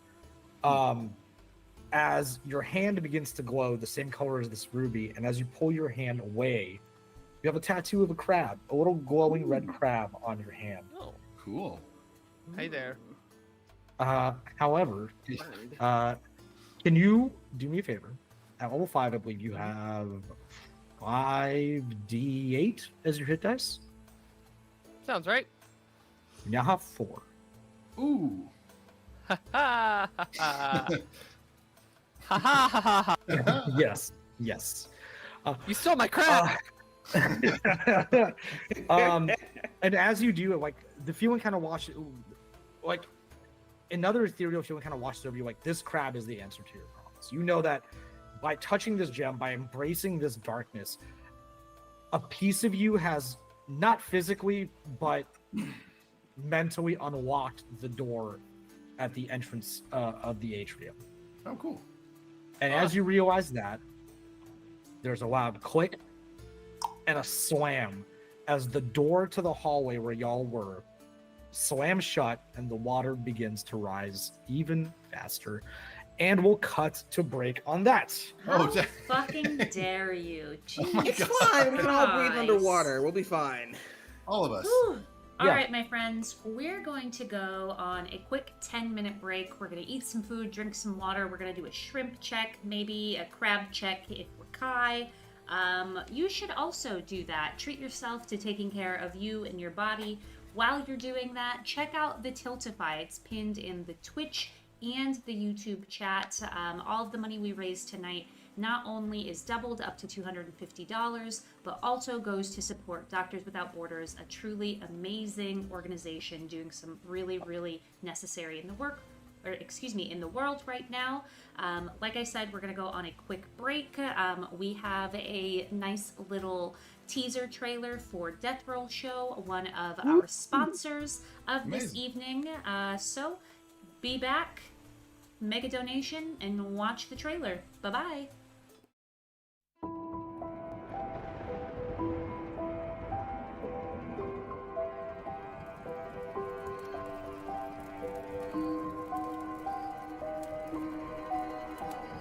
Hey man, you other counselors know some ghost stories, We know ghosts. Like realistic, or do you want, fictional? Roll a performance check, let's see how scary it is. That was my first roll. That's a nat 20! He pulls it out and just blood splatters. I am bloody, I am bone weak. I got its attention. Leave. We totally got to get out of here. The new counselor comes down and then he pulls. Please come back and and you are now wounded. Oh, hell yeah. I found it. Okay, Oh, God. Oh.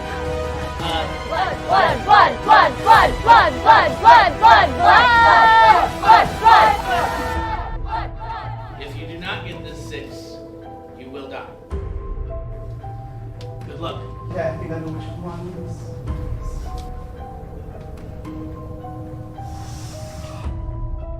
okay, breathe.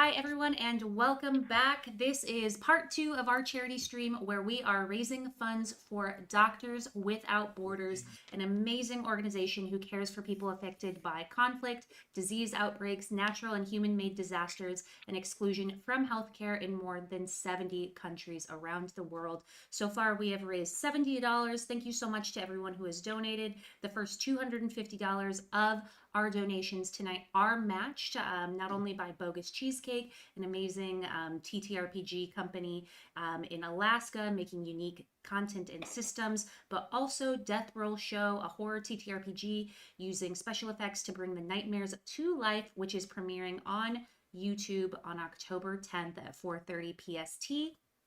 If you go to the Tiltify link that is in our YouTube or in our Twitch chat, you'll go straight to the Tiltify and you'll see some really fun incentives like gifting a reroll to one of our players, which has already been used, which was really, really needed, an auto success, which was granted to VJ and that they absolutely needed and used.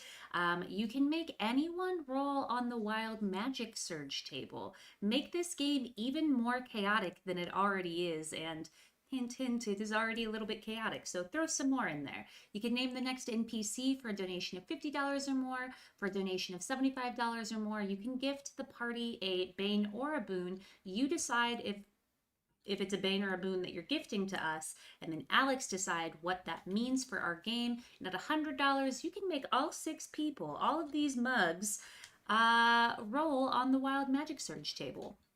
So, with that being said, everyone who does donate today gets entered into a drawing to win a $50 gift card to Heartbeat Dice, because we're all dice goblins and we need more dice in our lives. And with that being said, I guess Minnow, my character, is going to kick off the recap. So there we were on the open sea, and somebody said something about the sun, and they asked me what I thought that it does when it goes, you know. Okay, hold on. They didn't ask you about the sun. There just was a big flaming ship. It wasn't the sun at all, actually. Oh, well, whatever. You tell them then. Well, then there was a big ball of fire, and then I jumped in the ocean. So apparently there was a hot captain. I wasn't there, and then we all died. Okay, wait a minute. Actually, first, I think somebody's on mute. Second, wait a minute. I think you're missing the most important part here. Before all of this got started, I got woken up too early, so I had to give one of the crewmates a little stab, which probably didn't help them survive when the ship did actually blow up, because they lobbed a giant fucking fireball at us, and then it hit the fucking gunpowder, and we died apparently. And there was a sea gnome named Sibo or Sino.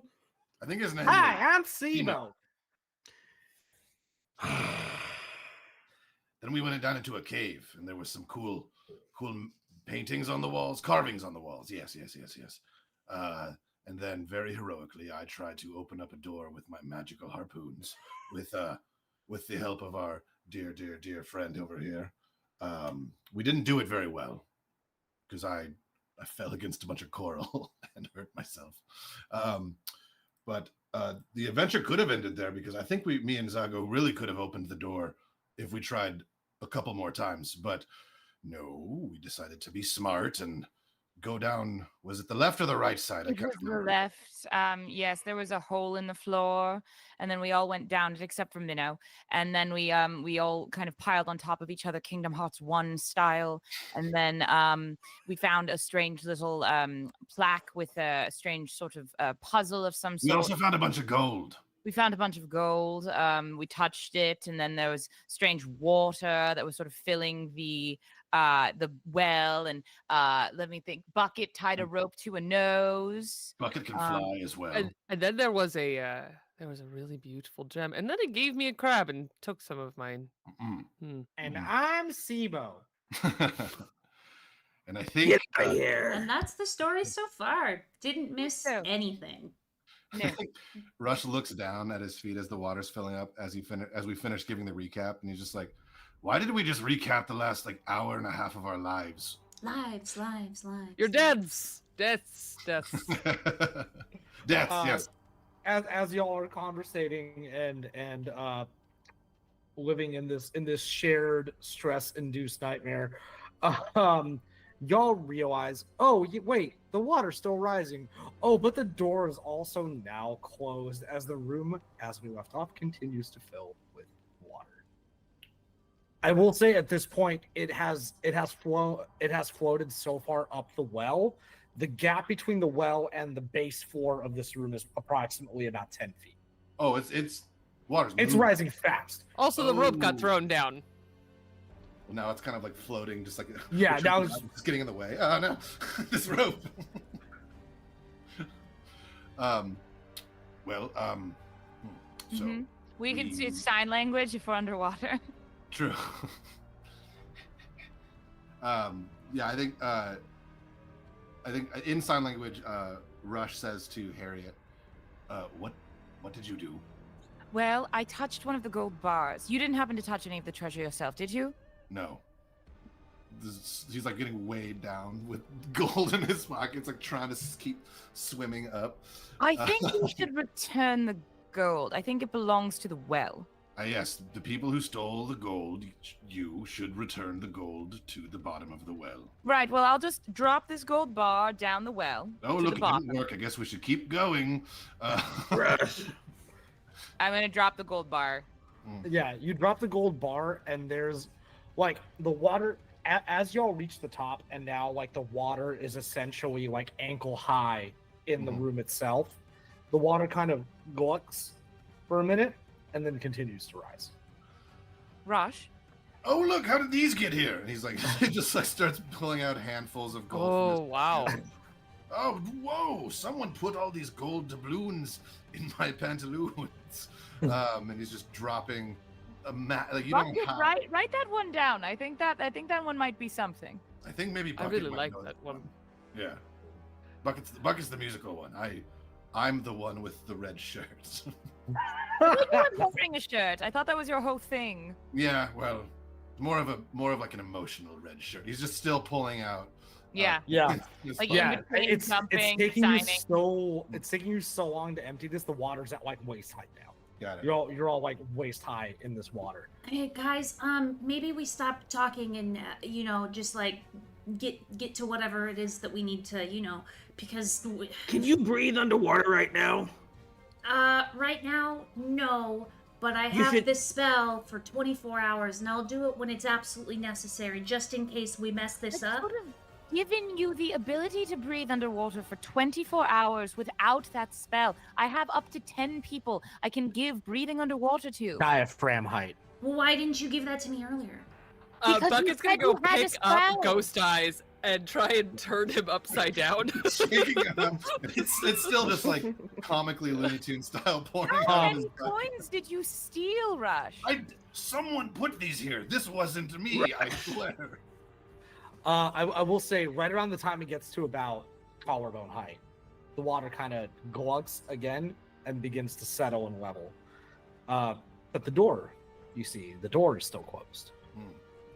Oh yeah, the door closed. He says as he lets go of one of Rush's legs. Sploosh. Bucket, I found a very good rhyme for you. Oh. Doubloons and pantaloons. Run with it. Have fun. Balloons and pantaloons, and like pulls out the loot and then tries to play it underwater, and it does not go well. Can't hear anything. Would I get the sense that this door is a creature maybe with a soul that listens to people?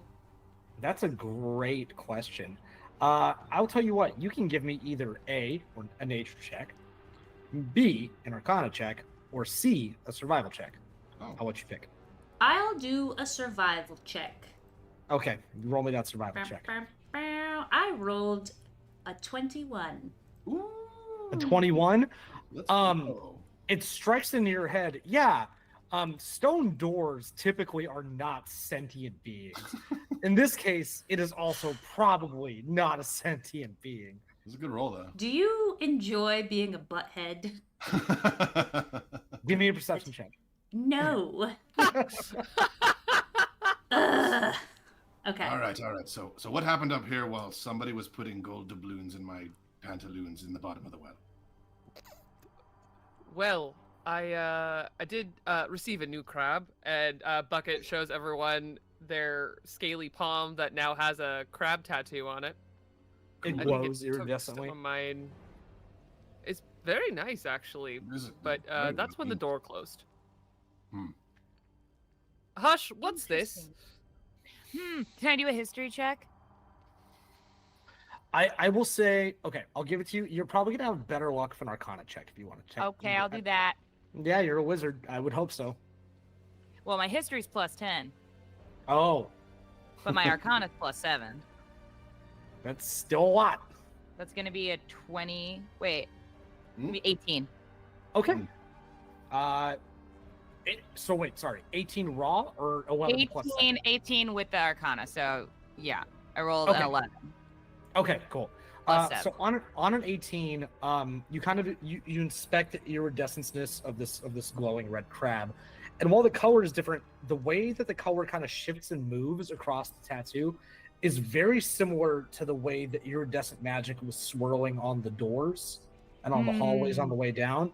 And I think you can deduce on an 18, somehow all this magic is connected, and perhaps the way through those doors has something to do with these glyphs that are with these glyphs that you're seeing all over the place, but particularly with the one on Bucket's hand.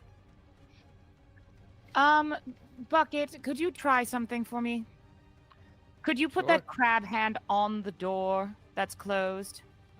Sure. And like immediately just turns and starts swimming for the door and like can swim really fast. So just like goes. So instead of waiting, you're like, nah, it's okay. I'll kick up my feet and swim anyways. Yeah, I have a swim speed equal to my walking speed. Yeah, I'm you crab just propelled. jump. So Love that. You put your hand on the door and nothing happens. Because of the collective checks that we've already had, there doesn't seem to be anything magical or special about this door in particular. You may have to unseal this door the old-fashioned way. Now, the other doors in the atrium, perhaps, but not this. Cast door. knock. You cast knock. Yep. It's a drop-down door. There's no latch. Did you say there are other gyms around, or was this the only gym in this room? In this room, the only gem that you saw was that particular gem. Mayana, I know you're reading knock right now. I am. Yeah. Yeah. Remind me if I ruled it wrong, because I think it's only that for is like held locked shut doors, by a right? mundane lock, or that is stuck or barred, becomes unlocked, unstuck, or unbarred. Okay. We'll do it as ruled. Yeah, this is a very strange sight as you cast knock on a solid stone object that then makes like an unlocking sound from a latch that doesn't exist and just jettisons straight up from the But hold on, okay, just to be clear, because we wash out. if it was on a mechanism that closed, that's locking, or it's barred or unbarred. So if it opened, like right, that makes sense. Hypothetically, if it was just restrained by something and the restraint released it and the door dropped down, no. But for the sake of narrative storytelling and also to move us along because we don't need to rules lawyer, that's okay. I will say that knock just initially, like in a really roundabout way, just pushes the door back up. Amazing. it's a sash window. It has a mechanism that makes it automatically rise. Yeah, exactly. You found the remote to the garage blackout curtains. That's so funny. We wash out then. We just like out. The water kind of fills the staircase about halfway up and just as y'all are out in the hallway and you can proceed back up the staircase. If you so choose. Unless you want to go back. I mean that's dealer's choice. Okay, wait. So the door is currently open. You're open, you're back out into the like stairwell that you walk down to get into this room. And the gold is at the bottom of the well again? Yeah. Yes. Okay, all right, okay. Our minds are thinking the same. I'm like, No, we're but going. Can we get it? Zago's going to walk out. I'm also pretty sure, and I don't know much about the ethereal plane, that even if we got this gold, if we are fortunate enough to get our souls back and return to the realm of the living, we probably could not keep that gold in our possession. Yeah, but the next time we see gold, we should try to keep a hold of it because we could trade with people that are stuck here. Yes. Do they care about that? So I here's mean, here's a probably. fun thing for y'all to ponder. Gold is shiny. That's all. Just that's what because you're in between does not necessarily mean you're in the world of the in between. This Mm-hmm. could be like a lost situation, or it could be nothing, and you could just be undead on a completely normal island. So it's not really. Or gonna- we could not be undead and Or be it could be lied to right now. or it could be purgatory. Huh. Spoilers What for anyone that hasn't Sibo seen is the actually the show. bad guy, and he's just sent us on some sort of wild goose chase while he goes and tans his beautiful blue skin. Also a variant, also a potential variant. I think I We want to could know go what's together. inside the doors, though. Yeah, all right. Yeah. All right. So you walk back Alright, out into well- the atrium. Yes. You see We the large we doors. squelch our way. Yeah, you squelch your way back into the atrium. You see the large doors with the engraved eels on either side, and I'll say you can see now that the left door, the eel is kind of like an iridescent red, in line with your crab tattoo, and its eye, or the depression where its eye would be carved out, glows a little bit brighter than everything else. Harpoon in the hand, throws it at the door, starts pulling. I'm just kidding. Nothing happens. you try again. There's another I'm sorry. hallway, right? Yeah. Yeah. There's another hallway. Yes. Mhm. DM, Zaga just I headed did. down there. I'm heading that way. DM, I did cast a spell, and it did say in the chat here that I have to roll on the wild magic surge table. We'll resolve that in a second. All right. All right. Do y'all want to interact with this door before you head to the next hallway? The double eel door, like the Yeah, little- yeah, yeah. One side Yeah, of it. yeah, is yeah. gone. Do your glyph. Bucket's gonna, yeah, Bucket glyph. is just like, Let's go, ooh, Bucket. hello, and is just fully like, again, kind of head empty, puts their hand against the eel. Yeah, love that. Alrighty, so you put your hand against the eel, and the whole door kind of it dissipates, and the magic you can see kind of begins to flow out from one side of the door. You hear an audible like dunk as a lock inside tumbles, and a red iridescent magic explodes out from the door. It doesn't push anyone back. It doesn't damage you at all. But it has this weird interaction where it you all kind of feel it pass through you in a very like physical but not physical way, except for Harriet. It hits you like a ton of bricks. Can you give me a percentile roll, please? Yeah. Oof. Do you want? Let's go. Which kind did you want to do? Give me the D100 and then give me a D20. Okay.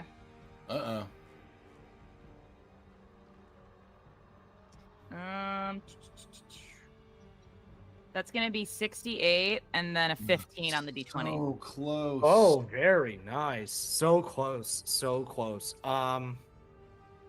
Okay. You feel it kind of surge through you, and then your body begins to start feeling warm.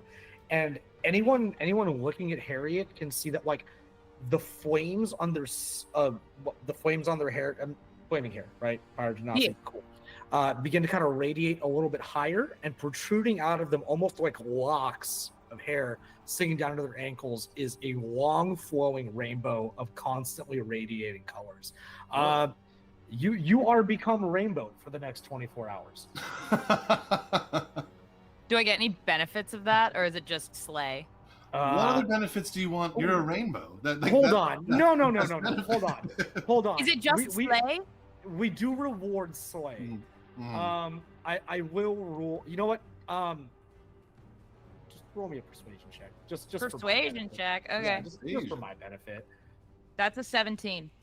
A 17. I will say, because of your beautiful flowing rainbow, all social interaction checks that you have to make for the next 24 hours, you do so with advantage. Oh, Slay. cool. That's awesome. Thanks, Anon. Oot.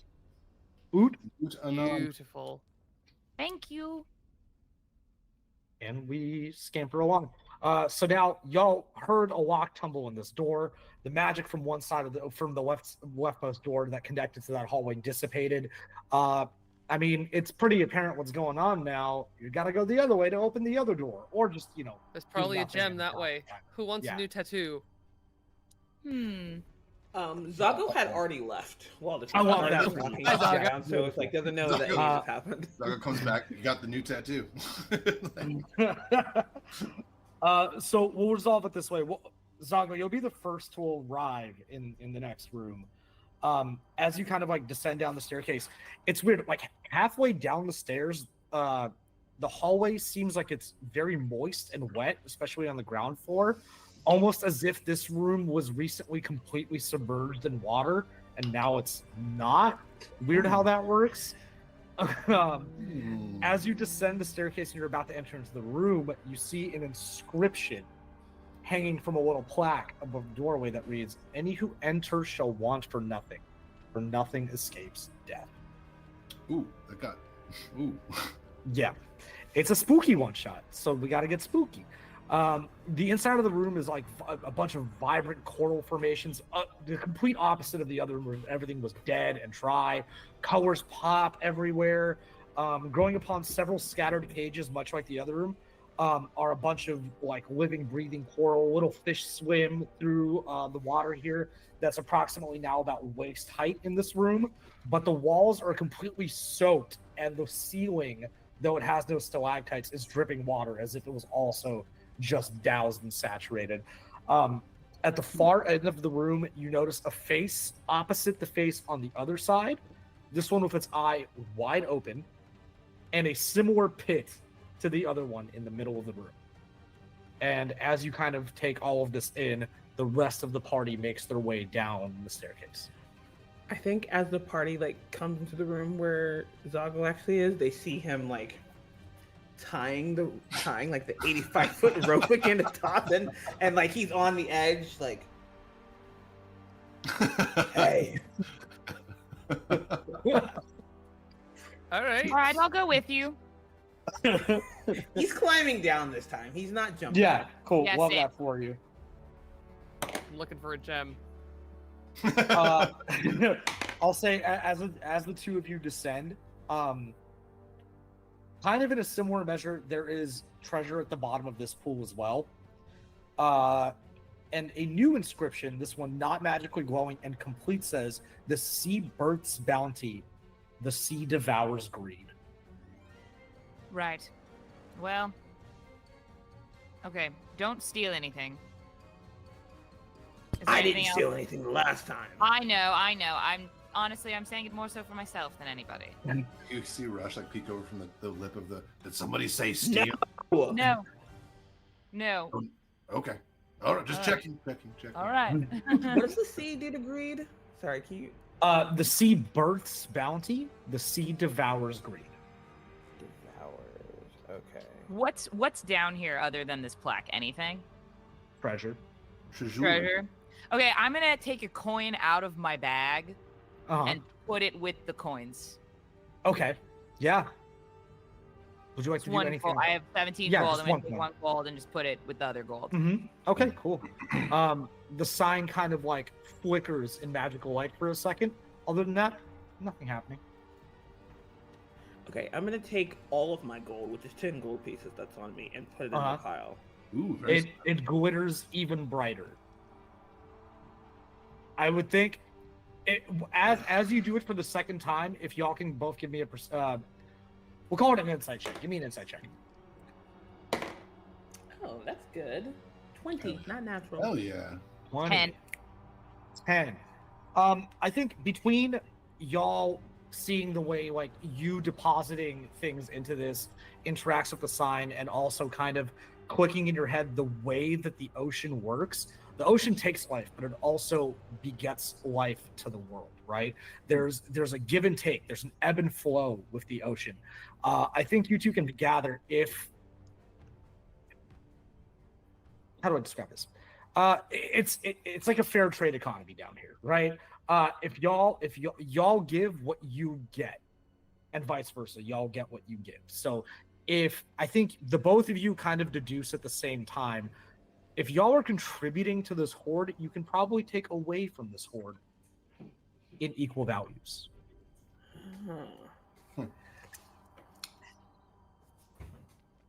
What kind of turn? So Mm-hmm. maybe something up there needs something from down here. Mm-hmm. We should look for that and figure out how much it costs. And if we don't have enough, get the others to toss their stuff down here too. I don't know if they're going to go for that, but we could try. I Especially will- Rush.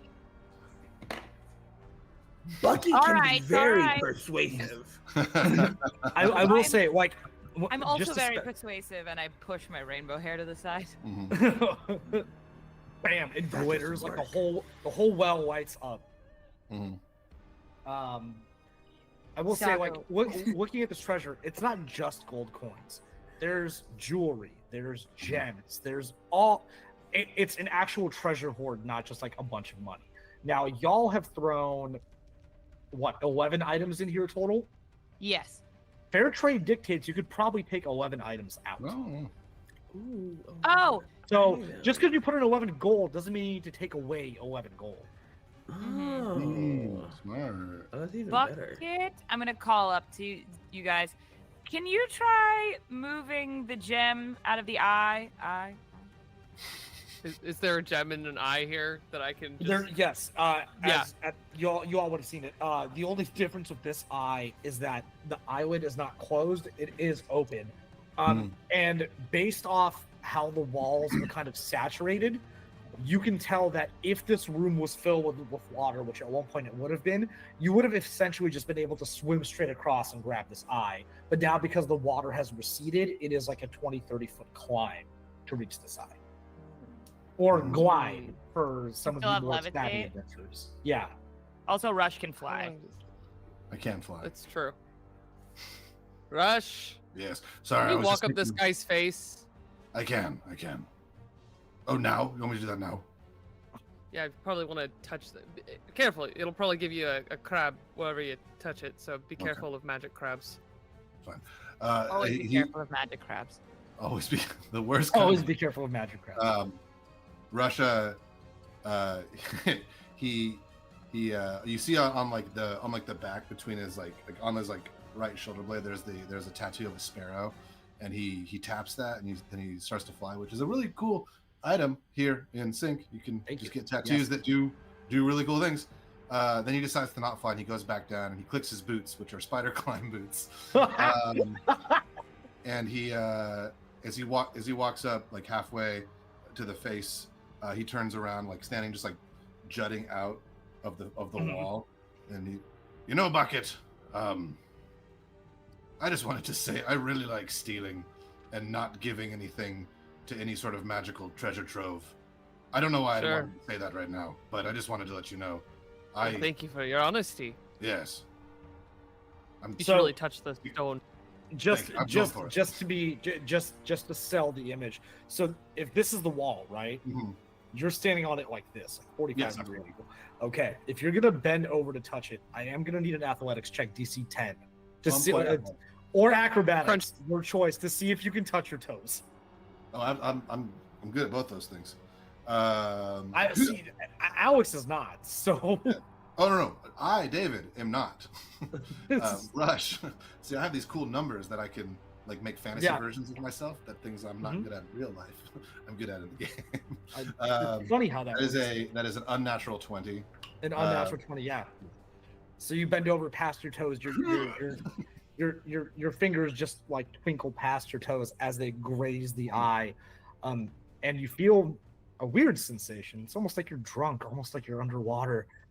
Something tugs at the inside of you at an empty hole that you never realized you had before. Almost like something inside of you is missing. Maybe your intestines or your heart or your stomach or something deeper. Who knows? And deeper intestines. Your second intestines. Lower intestines. It calls to your second intestines, almost as if it wants to expand that hole inside you. Cool. Do you fight it, or do you let it take you? I did just say Rush doesn't like to give things away, but I think trying to think here.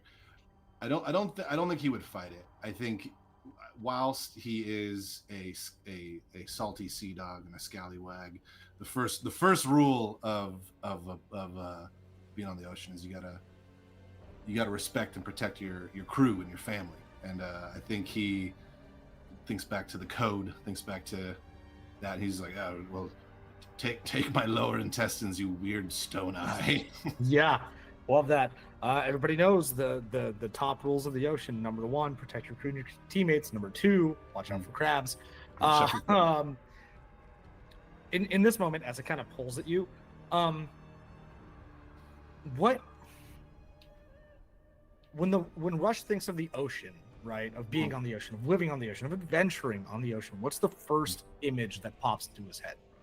Like what is the most representative image of the ocean to you? I think very similar to the way we all started this adventure, like the ship, like our ship, you said the Misty Mermaid. Yeah. Like in silhouette on like a horizon line with like the sun setting behind it, like sort of like that, the image and like the feeling of like, even though you're on the ocean, on the sea, and it's always moving and changing, like this is like a solid, like stable point, like a home almost, like that. So you kind of you almost feel this presence call out to you for this deep meaning, and you kind of push back the feeling of a weird blend of both wanderlust and the comforts of home, right? And you feel it kind of pause as your hand begins to get warm, and it considers it, and then it breaks off the connection.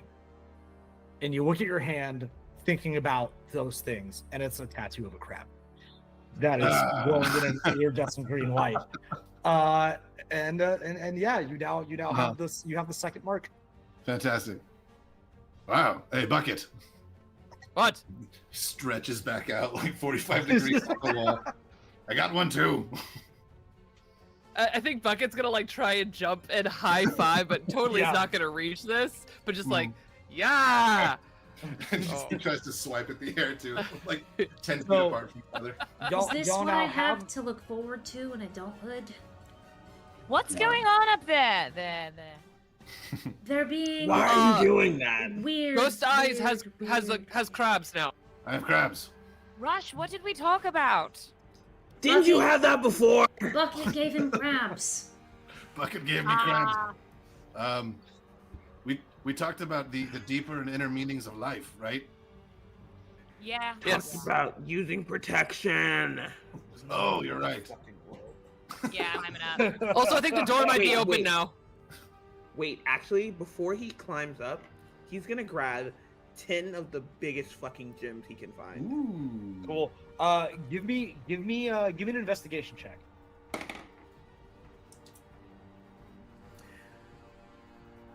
I have lucky as a feat, and so I'm gonna use my first lucky today to reroll that because that Do was it. 4. Hit and it. I want gems. Oh no. Hey, so that is gonna be a 6 in total. So friends watching at home feeling very bad for VJ, just remember that you can donate rerolls and auto successes, and at the same time you're supporting Doctors Without Borders.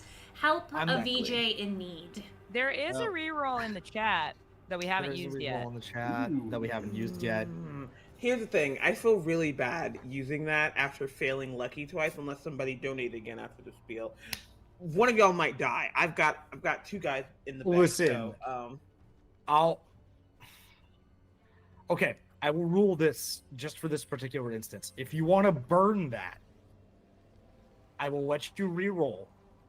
I will add an additional reroll for one of y'all that I will decide when it's used. Terrifying. I will nominate the moment for the reroll. that's even better. Hi, that's gonna be a 19. A Watch him be 19. like, oh, you rolled a 20? Re-roll that. Re-roll it. Nasty I will baby. say on a 19, every single gemstone you dig out of like a monetarily sizable size is all diamonds. Amazing. Dope. I got 10. Listen, I got 10 diamonds. You're And- balling. The Faerunian value of that would be like 1,100 platinum. Wow. This is the most That's 11,000 money gold. y'all have ever Wild. seen. That's awesome. For anyone watching at home that wants to see me go on a nerd soapbox, 11,000 platinum is approximately 110,000. Wait, Jesus wait. Christ. 1,100 or 11,000 platinum? I thought you said 1100 at first.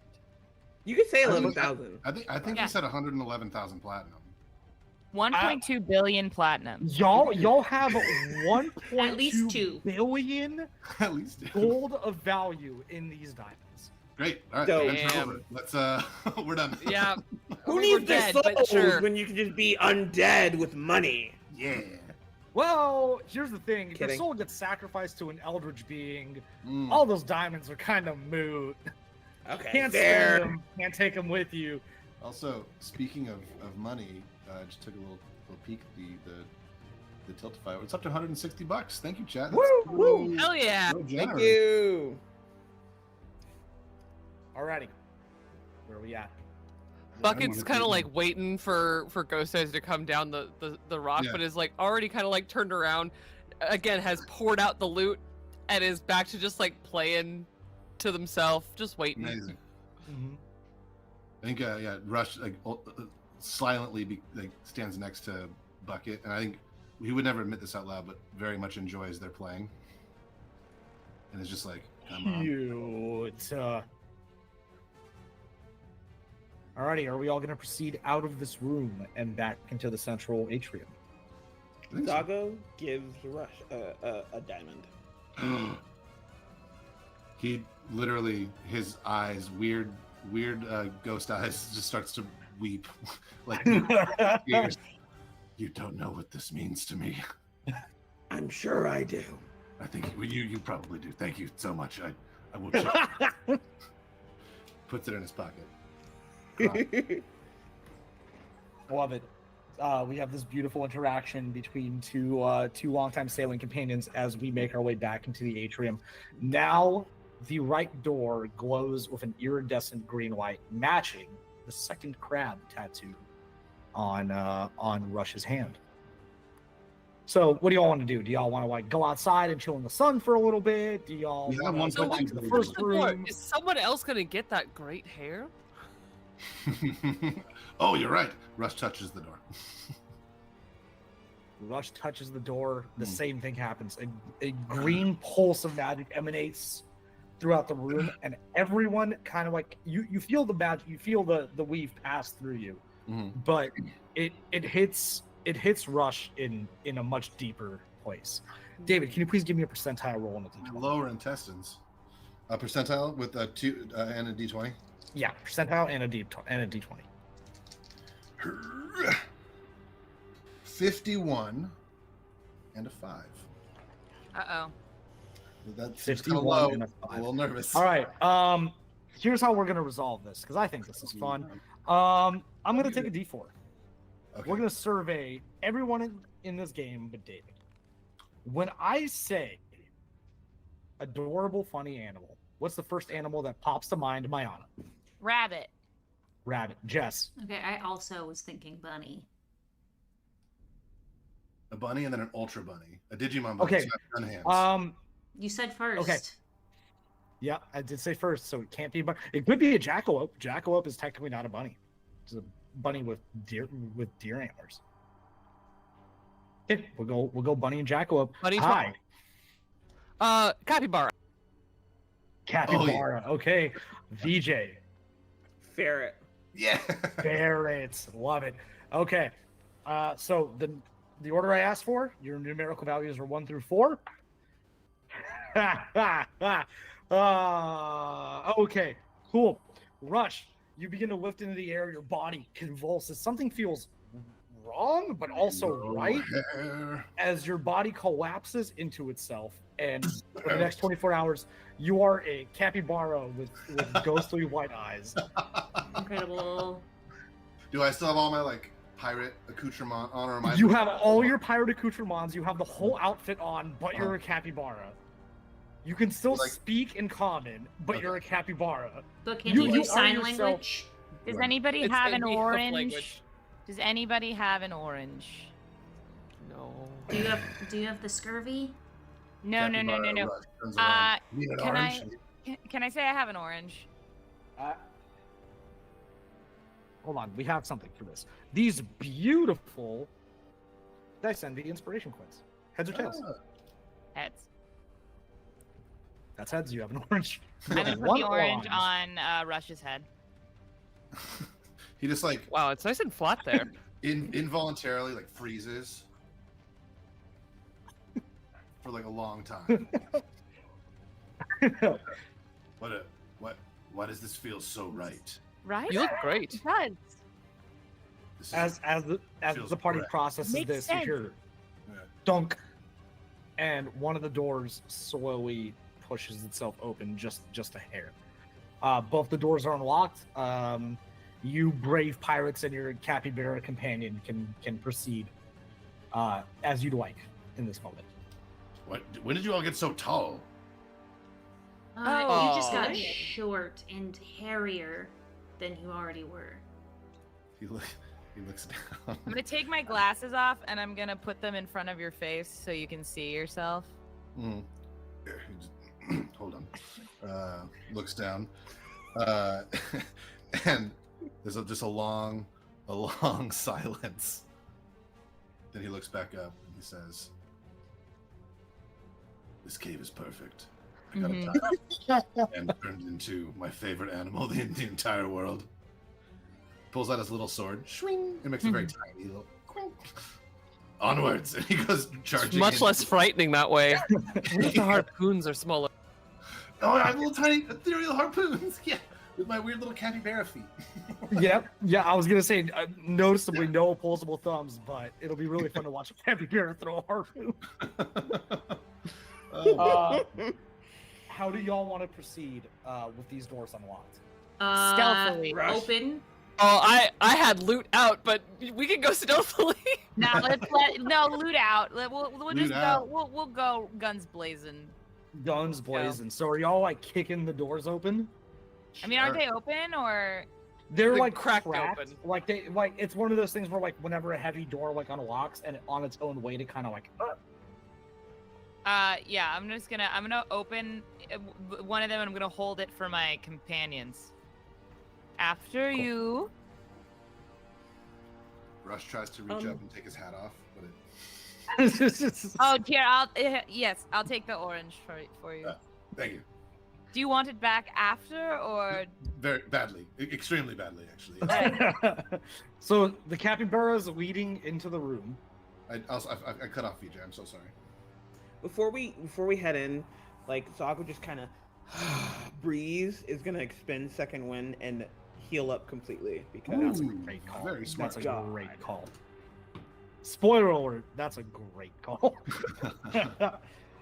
So y'all push your think way into this room. Clocking Go- that. Also, Uh-huh. is anyone else visibly injured? Yep. Cool. Yeah. I'm quite As they play, they also like come over and between strumming, without dropping a moment, is also going to cast Cure Wounds on Ooh. both Hush and Ghost Eyes. Just 1 and 2. Each of you get a D8. That is 13 Oh man. for Hush. Nice. Thank you. I'm almost up to full. Heck yeah. Yeah. Nice. And 12 for Ghost Eyes. Amazing. Hold that for just a second. David, I just want to let you know Yeah. that while you have all your accoutrement and your magical powers, No, you are a capybara. True. Now, capybaras do not exist in the 5th edition monster manual, but you know where they do exist? The 3.5 monster manual. Oh man, the brutal one. So, God here, damn. so here's the thing. Okay. You can take Make all notes. that healing. You can take Mhm. all that healing as temporary hit points. Cool. I will let you know. You're wearing armor, right? Like leather, if anything. Okay, you're wearing leather. Studded leather. I will. Okay. I will say, your DC is going to go down to a 14, or your AC is going to go down to a 14 from a 15. Cool. The reason for that being the base of that, and also capybaras have 15 dexterity. Got it. Here's the fun thing about capybaras. They have 9 hit points. Cool. Yeah, that's exciting. So Damage myself for you have 30. 9 hit points plus your temp. Got it. You- Before we leave, can I do my Rune Weaver ability and give Rush mage armor? Yeah, absolutely you can. Can you do me a favor and sell it to me and everyone else? Like, how does it look when you literally give someone a spell? So it's a tattoo. Mm-hmm. Rush, do you give me consent to tattoo your capybara body? He looks up at you with those kind of droll little capybara eyes, nose, a quiver, and says, "I might be a capybara, the best and most fierce animal on all the 7 seas." And he puts a little paw on like your chin. "But at heart, I'm a pirate." So yes, please tattoo the living shit out of me. So how Runeweaver works, which is a thing that the spell Skin Wizard can do, is I can imbue a tattoo with runes, and I give my allies access to my magic. That's so cool. Yeah, so the tattoo can have a spell woven into it, so I'm gonna give you a little shield tattoo. Where would you like it? Right on his just like the middle of his chest. Okay, cool. No, wait, Roll right over? over my lower intestines. Okay, roll over. He rolls over. Oh. And I just tattoo a little shield, slightly off center, so it's like on your like your left side, like a little hip Like a action. cool little hip thing. So like when he's wearing a bathing suit, it's like kind of like, oh hey. Yeah, it's like what's going on down there? Oh, We yeah. love a tattooed pirate capybara. PETA, I'm sorry.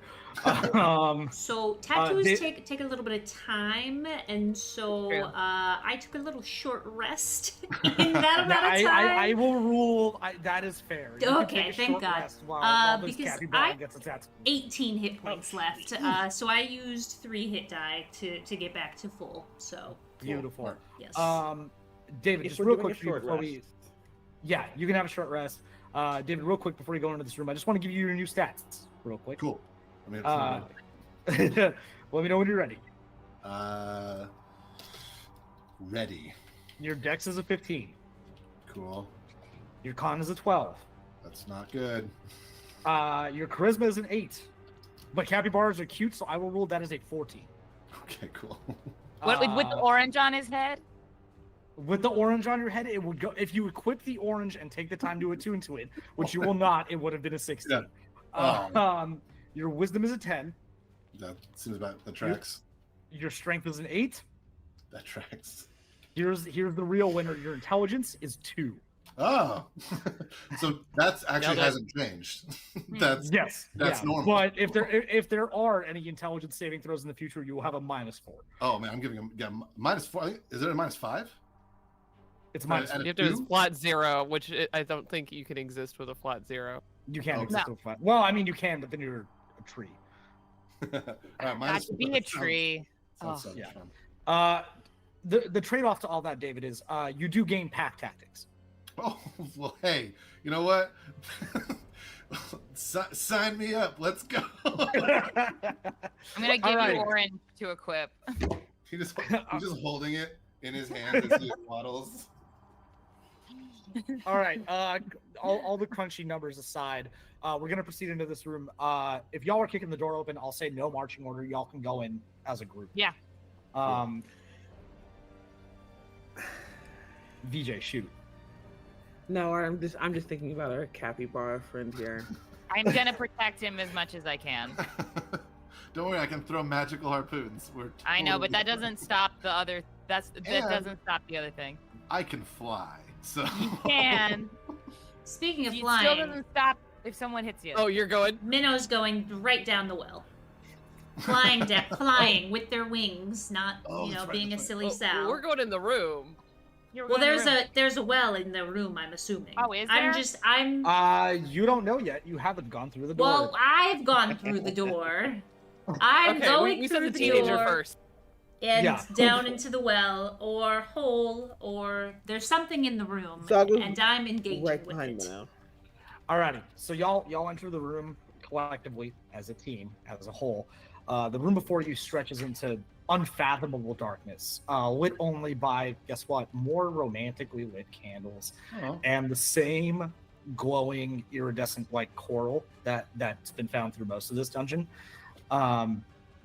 Scattered across the floor, you see a bunch of broken vials, very similar to the vials that you saw on the hilt of Captain Grimscar's sword.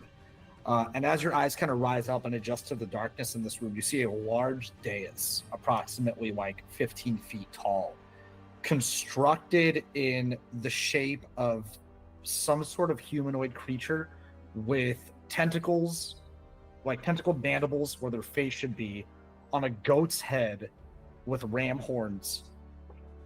But unlike every other goat you've seen that has tentacles and ram horns, this one has 3 eyes positioned in the middle of its head in a triforce, we'll say. 3 large glinting rubies. The air in here is musty. It's dead still. And as your eyes again kind of adjust to the darkness of this room, you hear a loud clopping of leather-clad boots clapping on the stone on the stone of this dais as Captain Grimscar emerges from behind the statue. And between their fingers, you see they have 4 vials that they're kind of just rolling between their fingertips that consist of a grayish-blue iridescent smoke that y'all have seen it before. There's 4 of y'all that need souls. There's 4 souls in this person's hand. I would like, if I may, to cast Shatter.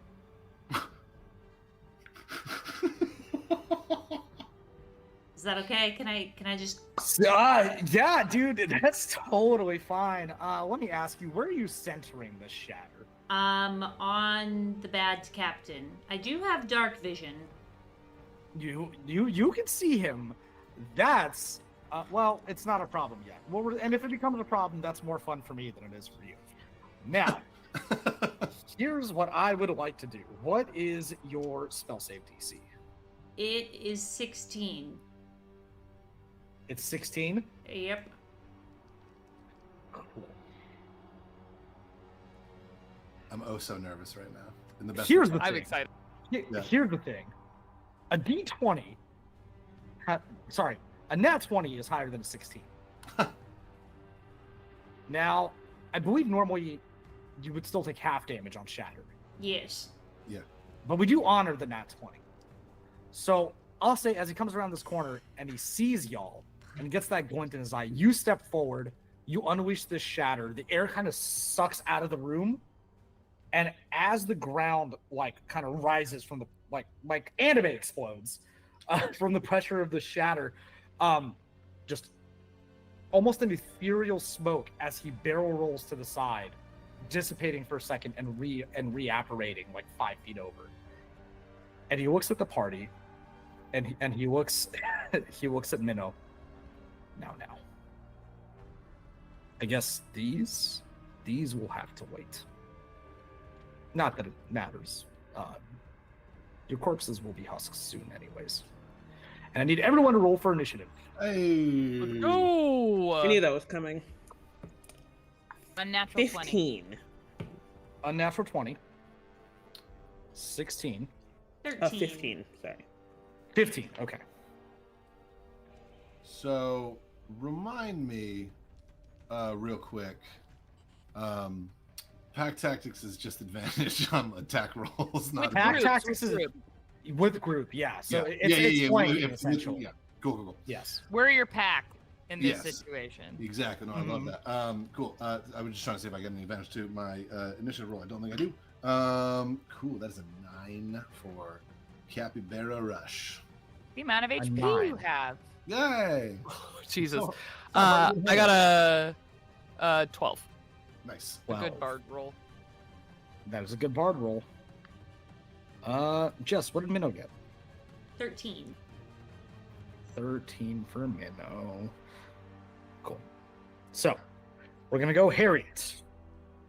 Then Captain Grimscar is going to go.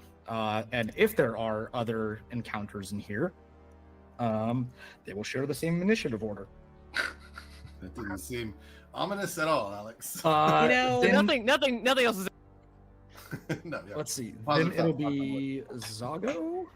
And then, It's sorry, almost Black Jess, remind me History one more Month. You have time. to tell me if there's more. 13. 13. Okay. So then it will be Minnow. And then it'll be Bucket, I believe. Yes. Out of 12. Rounding this. Yeah. And I got it. And then our beautiful capybara at the end. Hello. Beautiful. So I got little legs. It's hard for me to get an initiative. So, Jess, at the start of combat, before we go into the initiative order, you cast the shatter, right? He was standing on this dais. Here's the thing: inanimate objects also take damage from shatter. Yep. And they automatically fail their saving throws. What level did you cast that shatter at? In the second level. In the second? Can you roll damage for me, please? Yep. Yeah, vials I are can. fucked.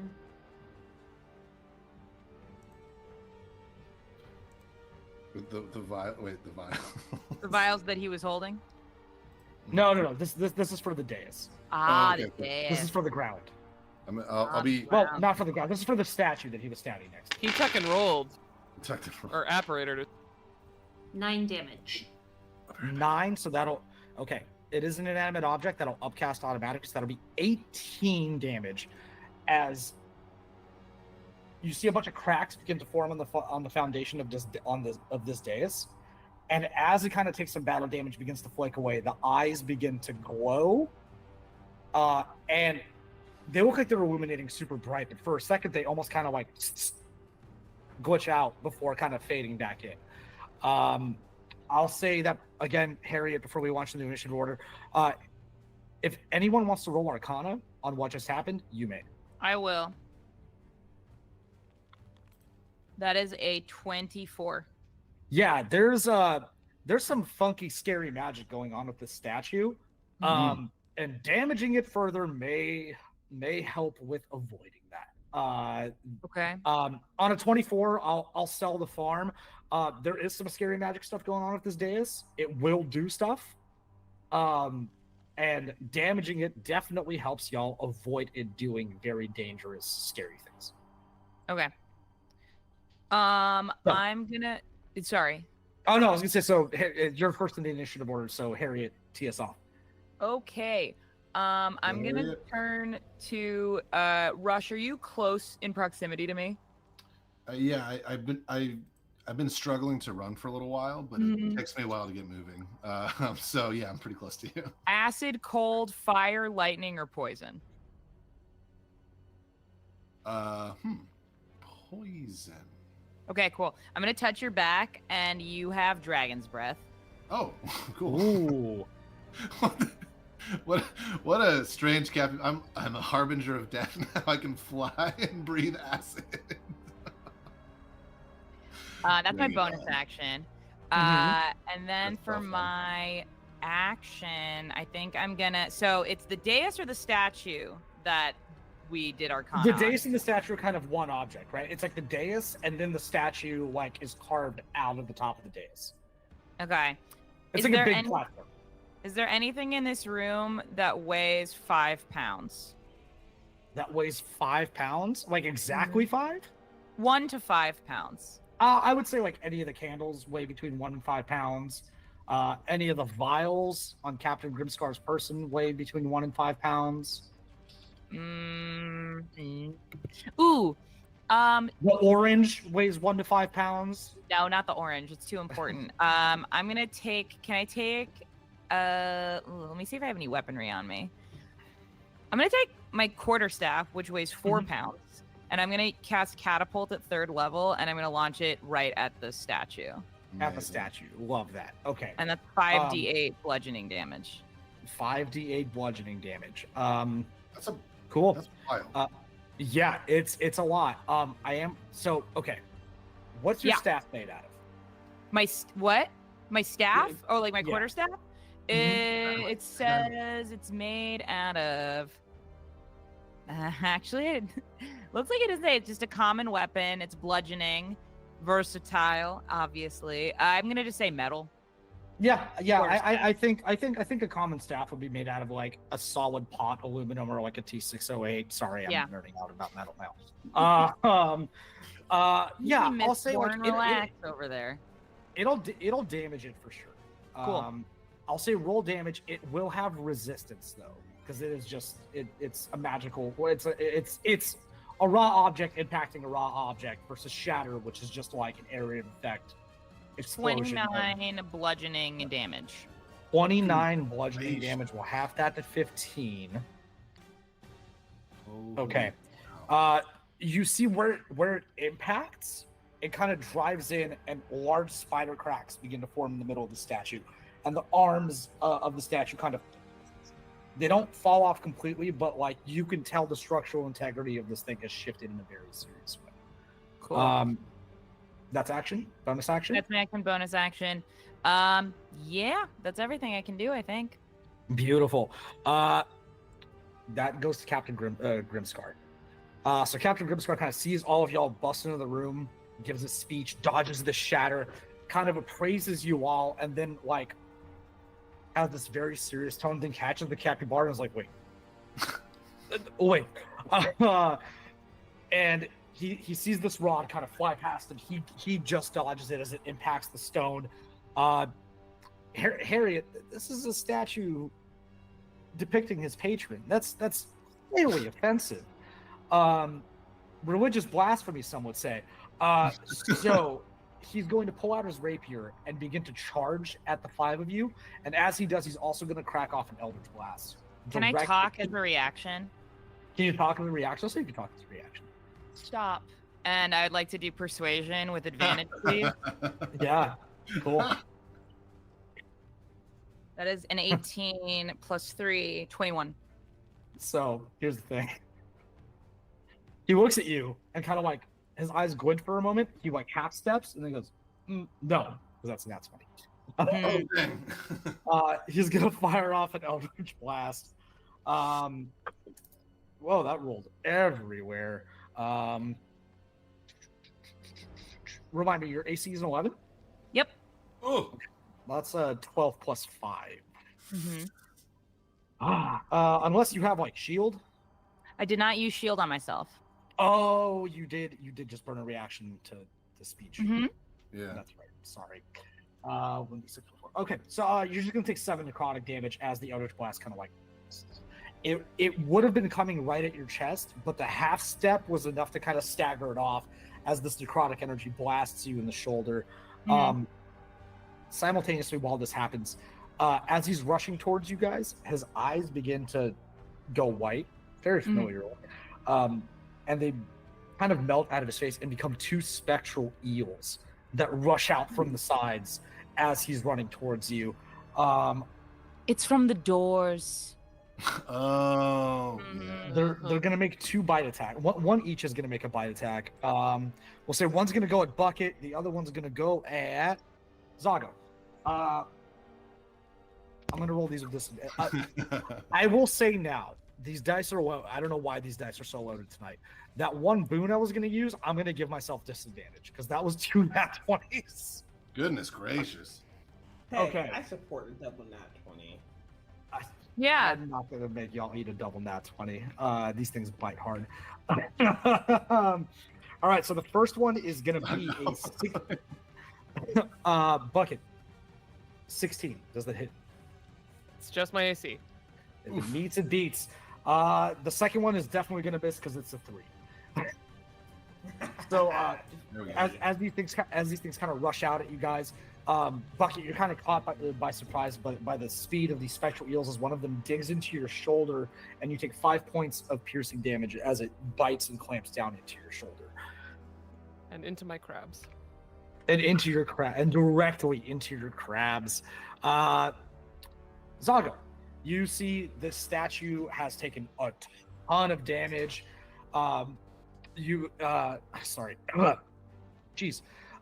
Herod gets blasted by this Eldritch Blast of necrotic energy across their shoulder.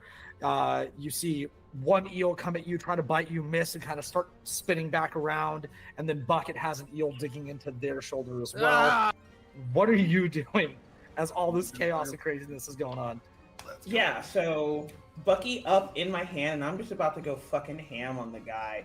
So first things first, follow me here because I'm about to do 4 things. 5 technically. We're here. We're following. So first part of my attack, I'm gonna take Bucky and just swing at this guy. Let's go. The countdown. It is a 19 hit. A 19 definitely hits. Let's go. Okay, excellent. I'm only holding it one-handed for okay, so that is going to be boop, boop, boop, boop, boop.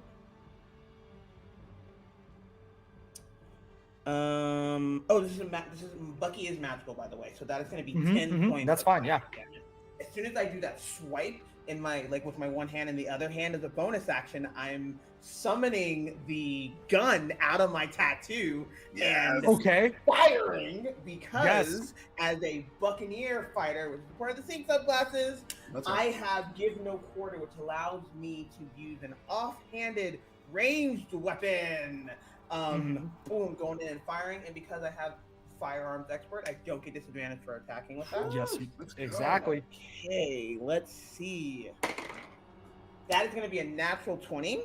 Where are my 2d10s? Okay. 15, 18 points of piercing damage. My second attack, regular attack, because I am a 5th level fighter, that is going to be over 20 something. That won't hit. 11 points of slashing damage. And sorry to do this to you, action surge, 2 more. Let's go. Let's do it. Love a fighter! Ooh, you know what? I don't know if that'll do it. Does a 17 hit? 17 does hit. Does a 16 hit? 16, if it meets, it beats. Yeah! I rolled You just hit on all 4 attacks. 6 and a 7. Oh my god. Okay. Damn, let's go, Zago. Okay, so that's I don't envy the math you're 2d8. doing right now. I got it. Quick. 6, so that's 12 points of damage just straight off the top, and then that's 22 points of slashing damage. Just 4 quick strikes from Bucky and a gun. Okay, so we've got, let me just recap real quick. So we have a total of 29 and 22. It's 40. 51 damage. Yes. Holy shit. All right. That's nuts. Dang, Give me a fat recap on this. Walk me through. Don't worry about the rolls. Walk me through all these actions that you're burning through as you go through these 4 attacks. Okay. So I get 2 swipes on an attack action because I'm a 5th level fighter. I get a bonus. I get to make an attack after I do the attack, like an attack, because of Give No Quarter, and then action surge, which I get once per long rest, gives me my action back, which means 2 more attacks. So 5 attacks. 5 attacks. Dang. Cool. So you bam. Captain Gripscar kind of like it's like an anime move, right? Like this is all happening in 6 seconds in D&D time. So it's like right? And he just kind of stands still, and the clothes just as blood just like rips out of him. He kind of staggers back. He's not dead, but that sucked. That sucked real bad. I can relate to that. Just to end it, just licks the blade. Yeah. Oh, vicious. Dang, what an attack. All right. Oh my god, what an attack. That was nuts. Minnow, you almost destroyed this dais by yourself. You watched Harriet follow that up, almost finished this thing off. Captain Grimscar came at your friends, and now Zago just went full like anime like blade dancer and just like absolutely dominated this dude. What are you doing on your initiative? I would like to position myself to where there is a straight line between me and the captain that Zago is not also in it. If I can position it to where the dais is also in the line, I would love to do that, but I'm doing it to where Zago is not going to be in this straight line.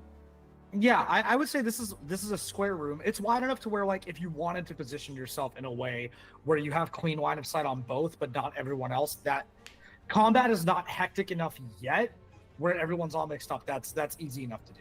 Okay, cool. Well, my thunder damage didn't necessarily work last time, so this time I would like to do some lightning damage. So I am going to cast Lightning Bolt Yeah. And so Nice. it's the 100-foot straight line from me to Yep. whatever. So it would be so sexy if you rolled a 15 or under, because my dex save that would be a 16. So again, like under would be. Okay. Here's the thing about animated corpses. Not the most dexterous things. This one, for an emaciated corpse, is fairly dexterous, but not dexterous enough. That is a 10 on the die for a 13. Amazing. So they're gonna take 29 lightning damage. 29. 29. And then also, you know, the dais, since it's there. And also, Sean gave us a boon to the party. Thank you, And Paradise. you would like to burn said boon now? I just want to make you aware. Actually, I exists. think, like, it did happen when VJ was going bam, bam, bam. So if it's gonna be booned, I think it would be with the bam, bam, bam, or something. You know, you're the DM. Yeah. I'll roll this. There's a ton of blood on the ground, right? Dude just like exploded like an old avocado. So there's blood all over the floor. Y'all are all standing in fairly close proximity. I will say, via that pool of blood on the floor, not only does your lightning bolt arc, but because of the boon, it also arcs sideways through the blood puddle. And as those tendrils come up, they miss the rest of the party and they hit the two eels as well. Ooh, nice. So that'll be 29 to each of those. Goodness. Yeah. You see the eels do the full cartoon thing where their bodies become like disilluminated. They shouldn't take that much damage, but this is magical lightning because they are electric eels. But this is magical lightning. That shit sucks. They're both looking real bad. Their scales are scorched. There's steam coming off of them. Their eyes have gone completely white. They might be blinded at this point. Only way to resolve that is to find out. The dais is looking real rough. The arms have now fallen off. The horns have fallen off. Its head is like tilted at an angle. It's collapsing into itself. Everyone's looking rough. No. But except for you guys, no one is happy. No one is having a good time. So that'll be your action. Bonus action. Anything else you want to do on your turn before we move on? I think that Minnow is just fully caught up in doing this. They're 16. Yeah, love that. They're 16 and they don't know how being a sorcerer works. We'll just I love leave it at that. that. I'm like any good sorcerer, they don't know how it works. I'm not gonna recap all that. Bucket, what are you doing? Let's make this more of a party. Yeah. As that eel kind of collapses against and then is shocked, I think, off of him enough, he strums at that lute again, and I am going to, he begins to play, come all ye young sailors who follow the sea, way blow the man down, and I'm going to begin to lead us all in a shanty, using the College of Tide song. You can lead your crew in a sea shanty, inspiring them in the fight ahead. As an action, you can expend one use of your bardic inspiration to begin the shanty.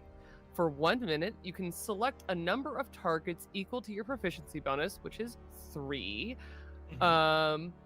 within 60 feet of you that can hear you. You all can hear me. These creatures gain... These creatures gain the ability to join the shanty as a reaction. By doing so, they can re-roll an attack, ability check, or saving throw on their turn. Oh, that's so cool. And it works like I'm concentrating a song. So if I get hit, I'll have to roll concentration as I continue to sing. And yeah, so he is just like fully jamming, and in the true reason for shanties, he is doing it at a pace to try and match the pace of Zago's furious blows and the magic and the lightning, trying to just kind of like catch it all and kind of move us all together as a crew. Love that. So that's my action. That's so cool. And he continues with the song, I'm a deep water sailor just in from Ilfrong, way hey, and he's going to point specifically at Zago, because the 3 that can hear that he selects for the shanty are going to be Minnow, Hush, and Ghost Eyes. Because Zago doesn't really need the help right now, but instead going to use a bonus action to expend another Bardic Inspiration to give that to Zago, which is a D8. That's so cool. Love that. Okay, so that was action. Bonus action. Anything else you want to do on your turn? Vibing in the back, making sure everyone can hear my beautiful song. Cool. Rush. There's anime sword bursts. There's lightning bolts. There's holes being thrown at collapsing statues. It's utter chaos, matched by a beautiful melody on the background. What are you doing in this moment? What does it take to use my acid breath? Let me see Poison here. breath. I thought you said acid. Or did you say poison? I think I said poison, so we'll go. Did you mean acid? I think I meant poison because I don't think I heard you say acid, but all good. It says the creature can use an action to exhale energy of the chosen type. Okay. In a 15-foot cone, each creature in that area must make a dex saving throw, taking 3d6 damage of poison. Cool. And the save you're looking for is a dex 15. Cool. Question: Is there an angle that I can fly up to and get 2 to 3 of these enemies in a 15-foot cone? Oh, I also cast it at 3rd level, so you get 4d6. Okay. I will rule if you're in a cone, right? If you're blasting a cone, you are also gonna hit Zago because Zago is engaged with Captain Grimscar. It's fine. Literally, it just battles do it. Listen, he's fine. He'll be fine. Okay. All right. I mean, you heard the verdict. And I've been looking for the I forget exactly what the fly situation is with the tattoo. I've been looking for the rules on the back end here. I think basically what it is, if I in my turn still flying, I fall. You fall. Yes. Okay. Yeah. The ruling for the flying tattoo is not like the fly spell. The fly spell continues. The flying tattoo, if you do not land with your feet on solid ground, you will just fall. Cool. Then I will fly 20 feet up into the air. 20 feet up into the air. You have 40 left. Oh, I have 60 feet of fly? Right? Isn't that what a fly does? It's not the same as the fly spell. Oh. Yeah, it's its own effect. So you can move your movement. Oh. Okay, so then I will fly 20 feet up into the air. So I'll have 10 to play with if I so choose. Yeah. I want to get to an angle where I can acid breath as many of the bad people and Zago as I can. Okay. And I would like to do that. I will say, how big is the cone? Is it 20 feet? 15. 15 feet. I will say you can specifically get the captain and Zago, and one of you. The other eel is towards the back with your bards. So totally cool. I will do that. I think captain definitely high priority target. And if I can get an eel, that's just icing on this poisonous cake. So I do that, and it's a dex save of 15 from you, as you see, dressed in dark gray pants, very cool pirate boots, little tiny swords, little tiny compasses and telescopes, all in bandoliers across the capybara chest, tattoos glowing and flowing. As Capybara Rush floats up into the air like a very cute and tiny angel. Capybara. That's an 11, by the way, that I rolled on my end. Huzzah! So that's a 6. That's 4d6 acid damage or poison damage. D6. Poison. That's 46 exactly poison damage. how many of that I have right now. 13 for me, so I think I'm going to take that full damage as well. Got it. So that's 6, 11, 13 points of poison damage. 13 points. Sorry, Zago. Sorry, Zago. He burps up from poison. Yeah, breath. I'll say the way it happens is you're kind of behind them, and the poison splashes against Captain Grimscar's back, and you can see the skin kind of begin to like sizzle and melt away beneath the clothes, and wherever the cone did not hit, like around that, it'll splash over their head and onto Zago. They've got a lot of open wounds on their body, don't they? They do, yeah. It's not looking It would great. be a real shame if poison entered their bloodstream, wouldn't it? That's assuming that they're alive and blood throws I don't know flows if they through need their blood. veins. You said blood came out. Yeah, but blood can also. We're going to kill this guy. This I'm guy's just saying. dying. Yeah. Blood can exist and not. Anyways, all right, we're getting a little too Then nitty-gritty. to finish the turn, keeping ahead. the 10 feet of fly I still have, very much like Michelangelo's creation of Adam. The capybara flies back, reaching a tiny paw out, like towards the group, but I can't quite get there because I only have 10 feet of movement. So we'll see what happens when I'm about to fall. Okay. But whose side am I on? I don't know. Anyway, that's it for Cool. Rush's turn. We're back to the top of the initiative order. Before Harriet takes her turn, the idol's not doing well. It begins to like jostle and vibrate, but it almost collapses under its own weight as the eyes flash and a heavy ethereal essence fills the room that feels like it slams into your chest, trying to force you down. I need Constitution saving throws from everybody, DC 15. Cool. Let me just remind myself. Oh yeah, that's a +1. Got a Fail. 9.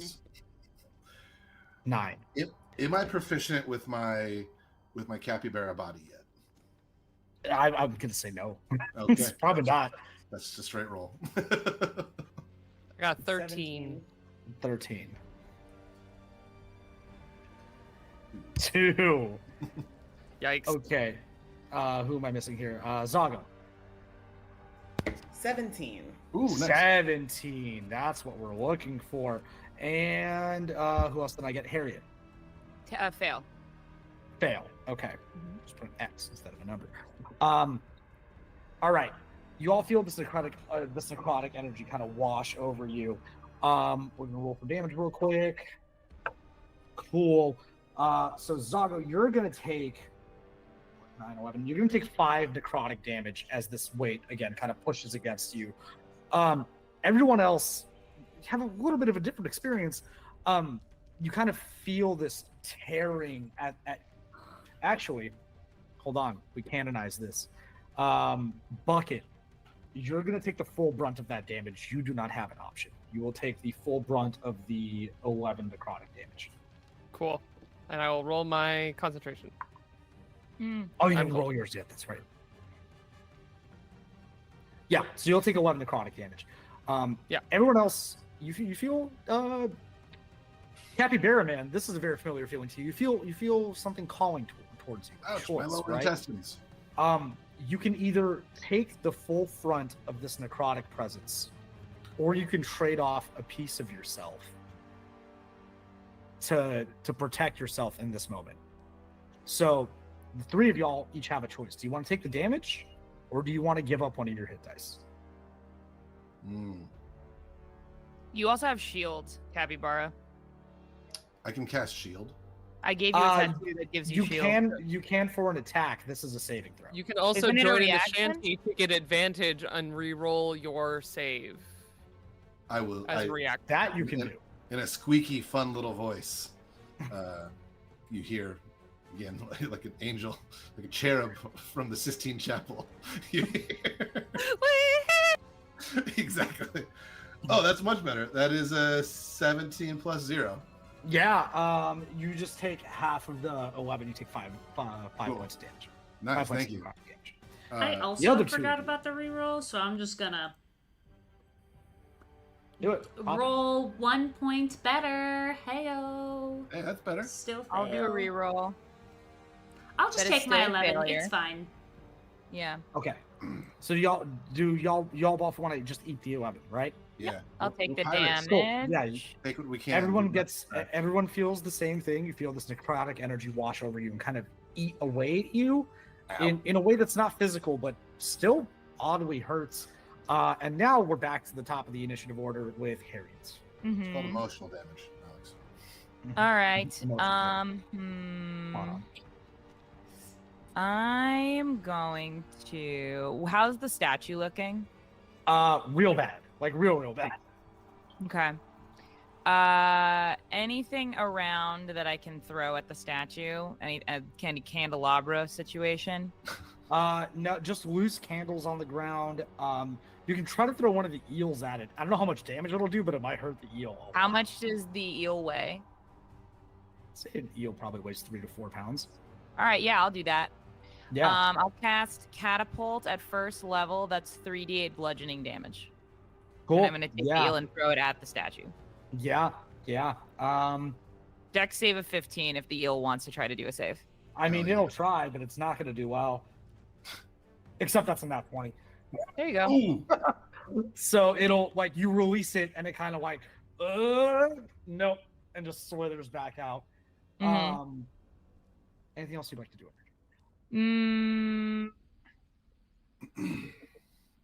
Nope. I think that's everything I can do. Beautiful. So we move on to Captain Grimscar, who's not having a good day, just straight up not having a good day. And the captain looks at Zago. If this is how I go out, you're coming with me. Ooh, nope. And he's going to lash out at you with his infernal sword. First attack's definitely not going to hit. Like definitely not going to hit. As a reaction, yes, let's go. I am going to use my superior technique, which is my fighting style. Let's go. My superiority die, the D8. Okay, cool. I'm gonna make it as a reaction because I use superior technique of repose. I'm gonna make an attack against. Let's go. Cool. And I'm gonna use my last lucky to reroll that because that was a. You do also have bardic inspiration.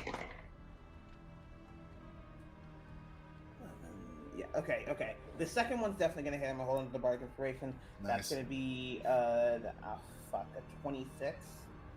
Yeah, that'll hit. D8. Oh wait, it's because I get to add my. Okay. Let's see. 6, 9, 6, 12. It's gonna be 15 points of slashing damage from me. 15. He missing, I just slice in there. Yeah, here's how we'll resolve this. Does a 19 hit? A 19 definitely hits me. Okay. So I'll say, as you kind of sidestep the first attack, you bring your sword around, you crack him in the ribs with your second attack, with your repose. His sword comes back around and cracks you in the shoulder as you trade blows.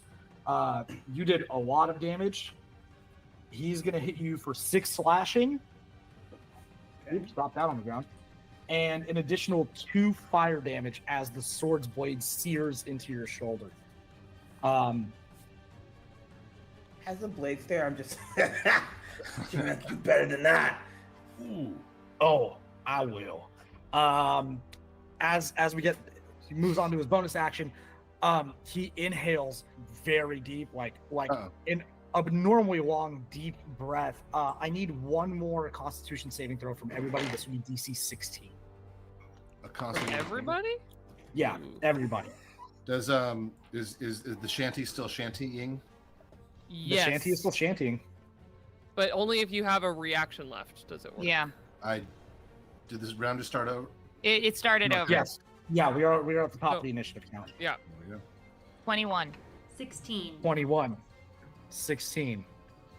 Ooh, 15, even with that reroll. 15. Not gonna do it. 22. 22. 9. 9. Ooh. Good. Okay. I rolled real bad. Alrighty.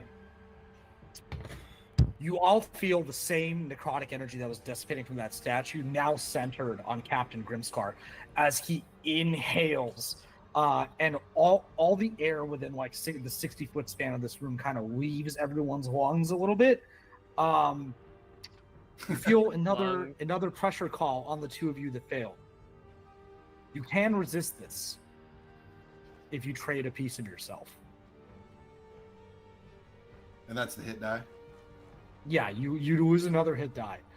Just to remind y'all how sync works, if y'all lose all your hit dice and then you die, it's dead. Yeah. I'll give one. You'll give one? Okay, in that case, can you roll me one of your hit die and give me the number? Sure.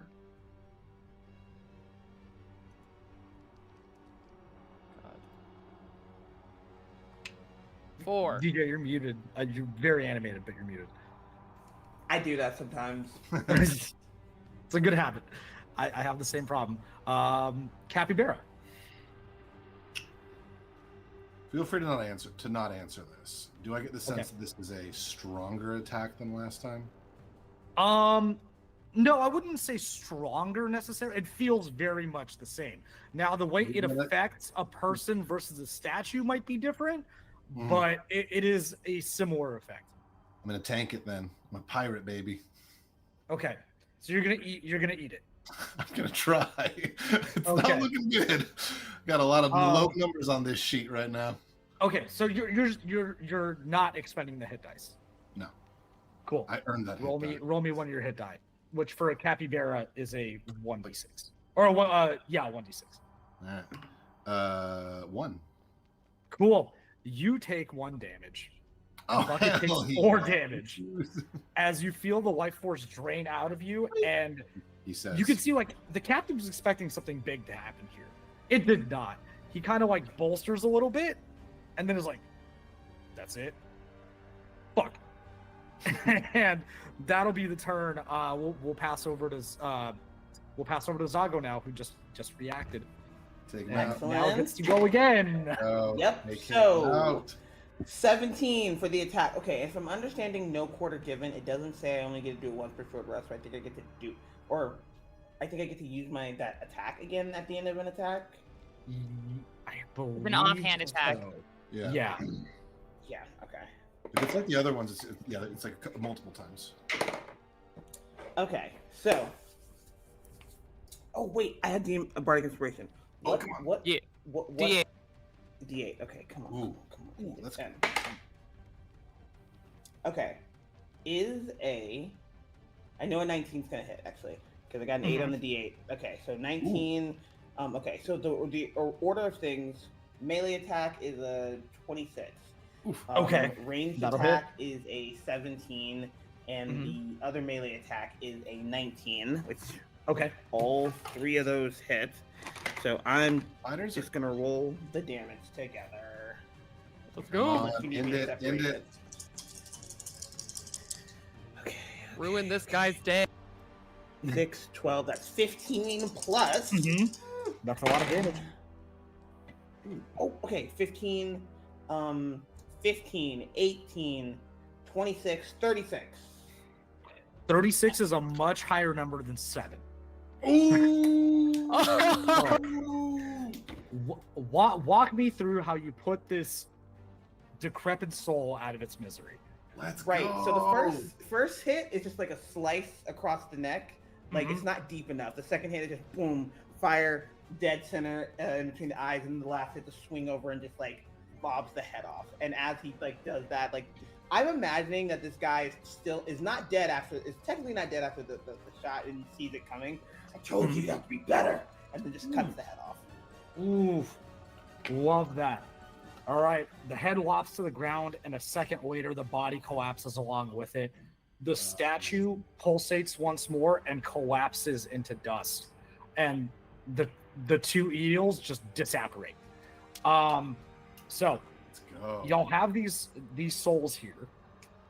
What do y'all want to do? Souls are not labeled. There's no name tags on the souls. I am just gonna open one and shake it out. And shake it out onto Yep. the ground. I'm gonna try to Cool. Scooby-Doo this shit. You're gonna try to Scooby-Doo it. Love it. Can you do me a favor?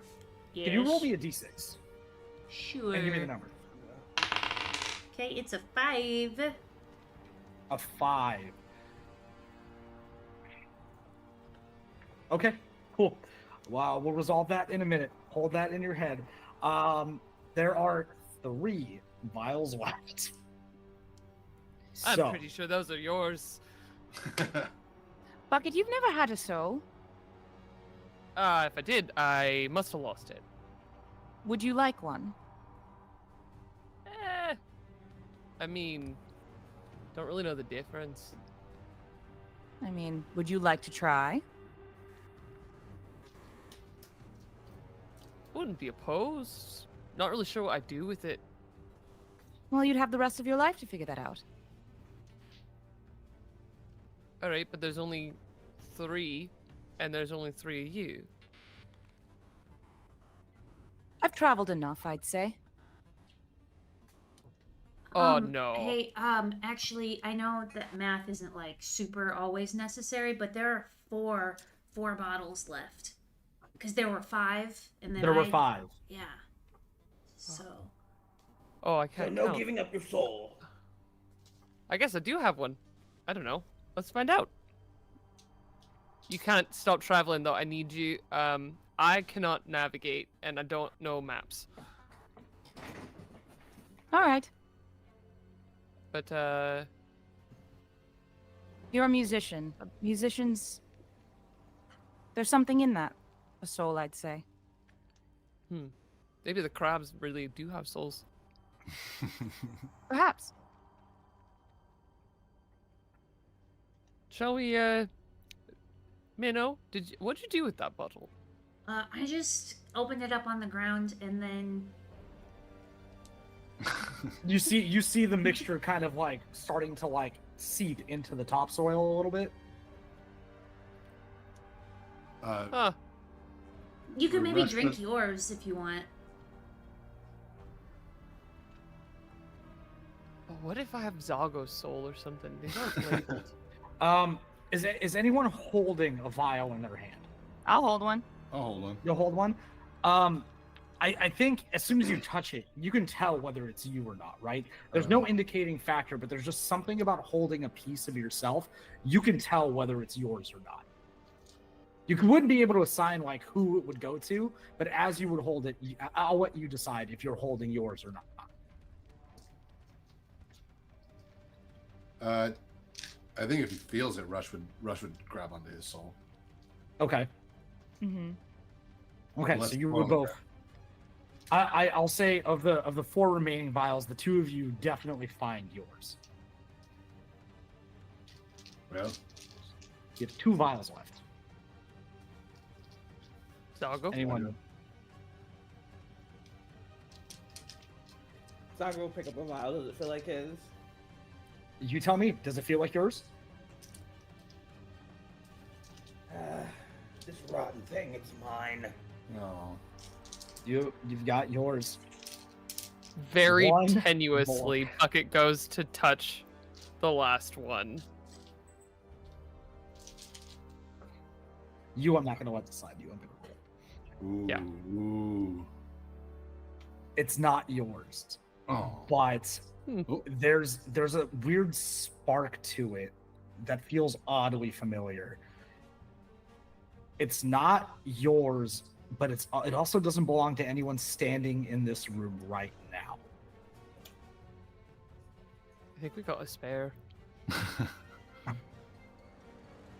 Now, there's nothing stopping you from drinking it. Like you're not gonna like explode if you drink someone else's soul. There may be other adverse effects, but it's not gonna be that. Gonna think about it. Rush like holds his soul out, like kind of in the middle. If we're all standing in, like a circle, like to do like a cheers. I'll do that too. Well, if we're gonna toast, then I mean, this was a pretty wild thoughts? experience. I mean, we started with grog, and I guess we're ending with soul Soul. juice. Sorry, Soul man. juice. Soul grog. Old soul grog. Old soul Um, grog. But bottoms up, I guess. Well, no, drink up, me hearties. Dang it, that would have been better. That was nope. it. to the Minnow, last. Mm. You Throws know, it back. it's gross, but there's still soul juice on the ground. I mean, you can consume it if you want. I'll lick my finger and wipe some of it up. And, That's how my lick grandparents it. used to do it. Yep. Yeah. So here's the thing: you kind of the first thing you taste is dirt, right? Yep. But there's layers beneath that dirt. I'm going to ask you a very metaphysical question. What would your soul taste like?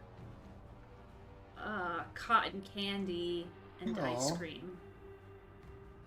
It does taste like cotton candy and ice cream Yes. and dirt. Most importantly, dirt. And dirt. But mostly dirt. If we could go in a circle while y'all resolve this, everyone but Bucket. We'll resolve Bucket at the end.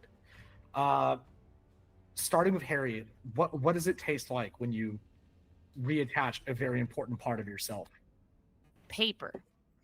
Oh. What kind of paper? It's an Parchment. important distinction. Parchment is good. Parchment is good. Rush. 800-pound legal paper.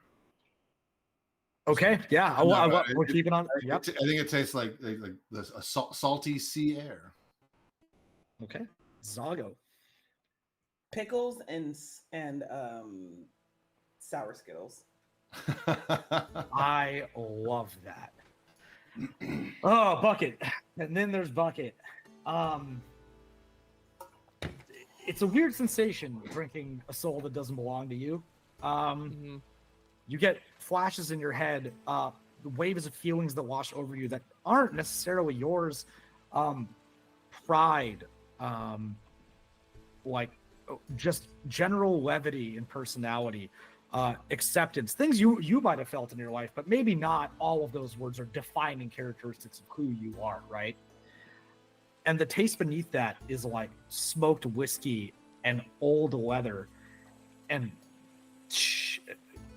shale bark, which is weird. And an image kind of plays in your head. You feel almost like enveloped in a carapace of sorts. There's only one Bucket,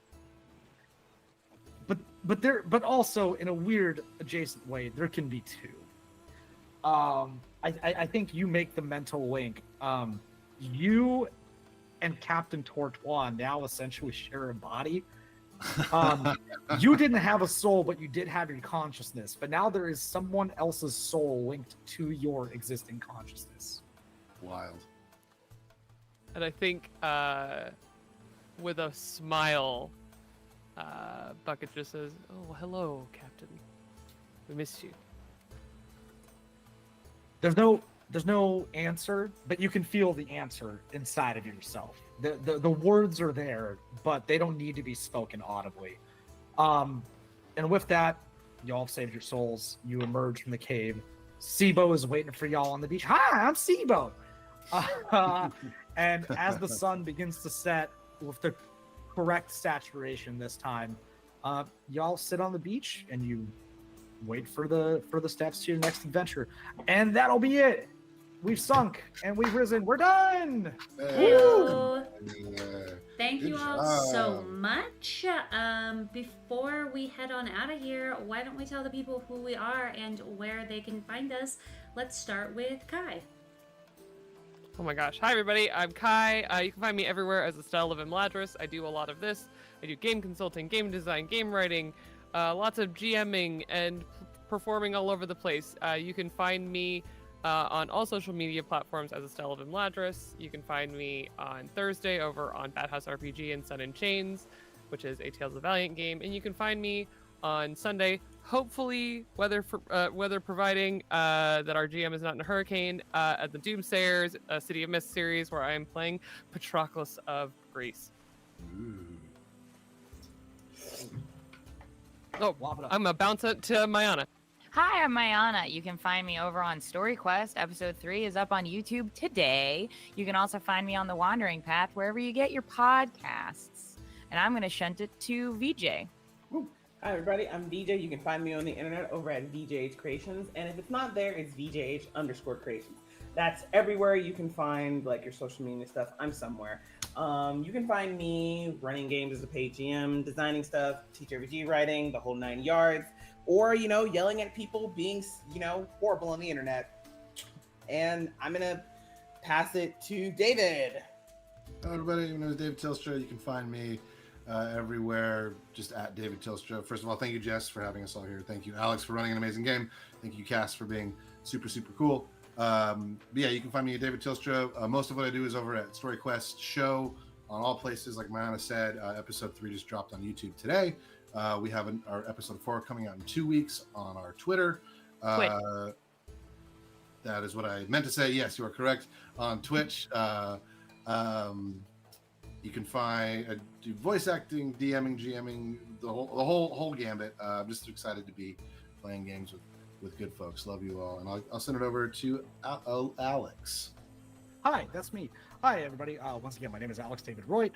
Thank you to our amazing cast. Thank you to Jess for this stream and all the streams that raise money for so many incredible causes. Love all of y'all. Yeah, I don't know if y'all have heard. You can also catch me on Story Quest. That also, surprise, premiered our episode 3 bot on YouTube today. If you haven't watched that and want to see some fun spell jamming adventure and literally so much blood, that's where you should be. Conversely, I don't know. I guess I have a lot of things in the works right now that I can't talk about. We'll resolve that some other time. Anyways, find me on Story Quest. Thank you for everyone being here. And Jess, I'll bounce it back up to you. That leaves me, my friends. Typically, I don't talk about things at the end, but I've got a lot of cool stuff, so I'm going to talk about me for just a minute. Tee off. Death Roll Show, thank you so much for sponsoring. Your boy is premiering on October 10th.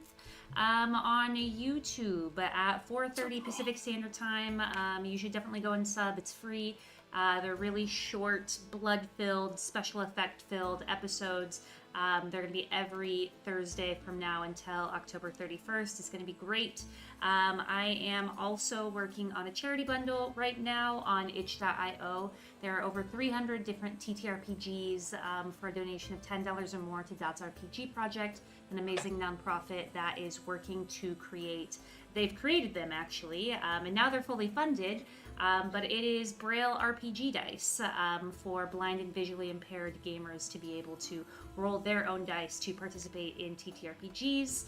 And then there are 2 more streams in this series of streams, TTRPG streams to support Doctors Without Borders. There's going to be one on Wednesday at 5:30 PST on both of these channels, Just the Human, as well as Thursday at 5:30 PST. So realistically, you could watch Death Roll Show on YouTube at 4:30 and then come to this channel to support Doctors Without Borders. Anyway, thank you so much to Alex, VJ, David, Mayana, and Kai. Y'all were so much fun to play with.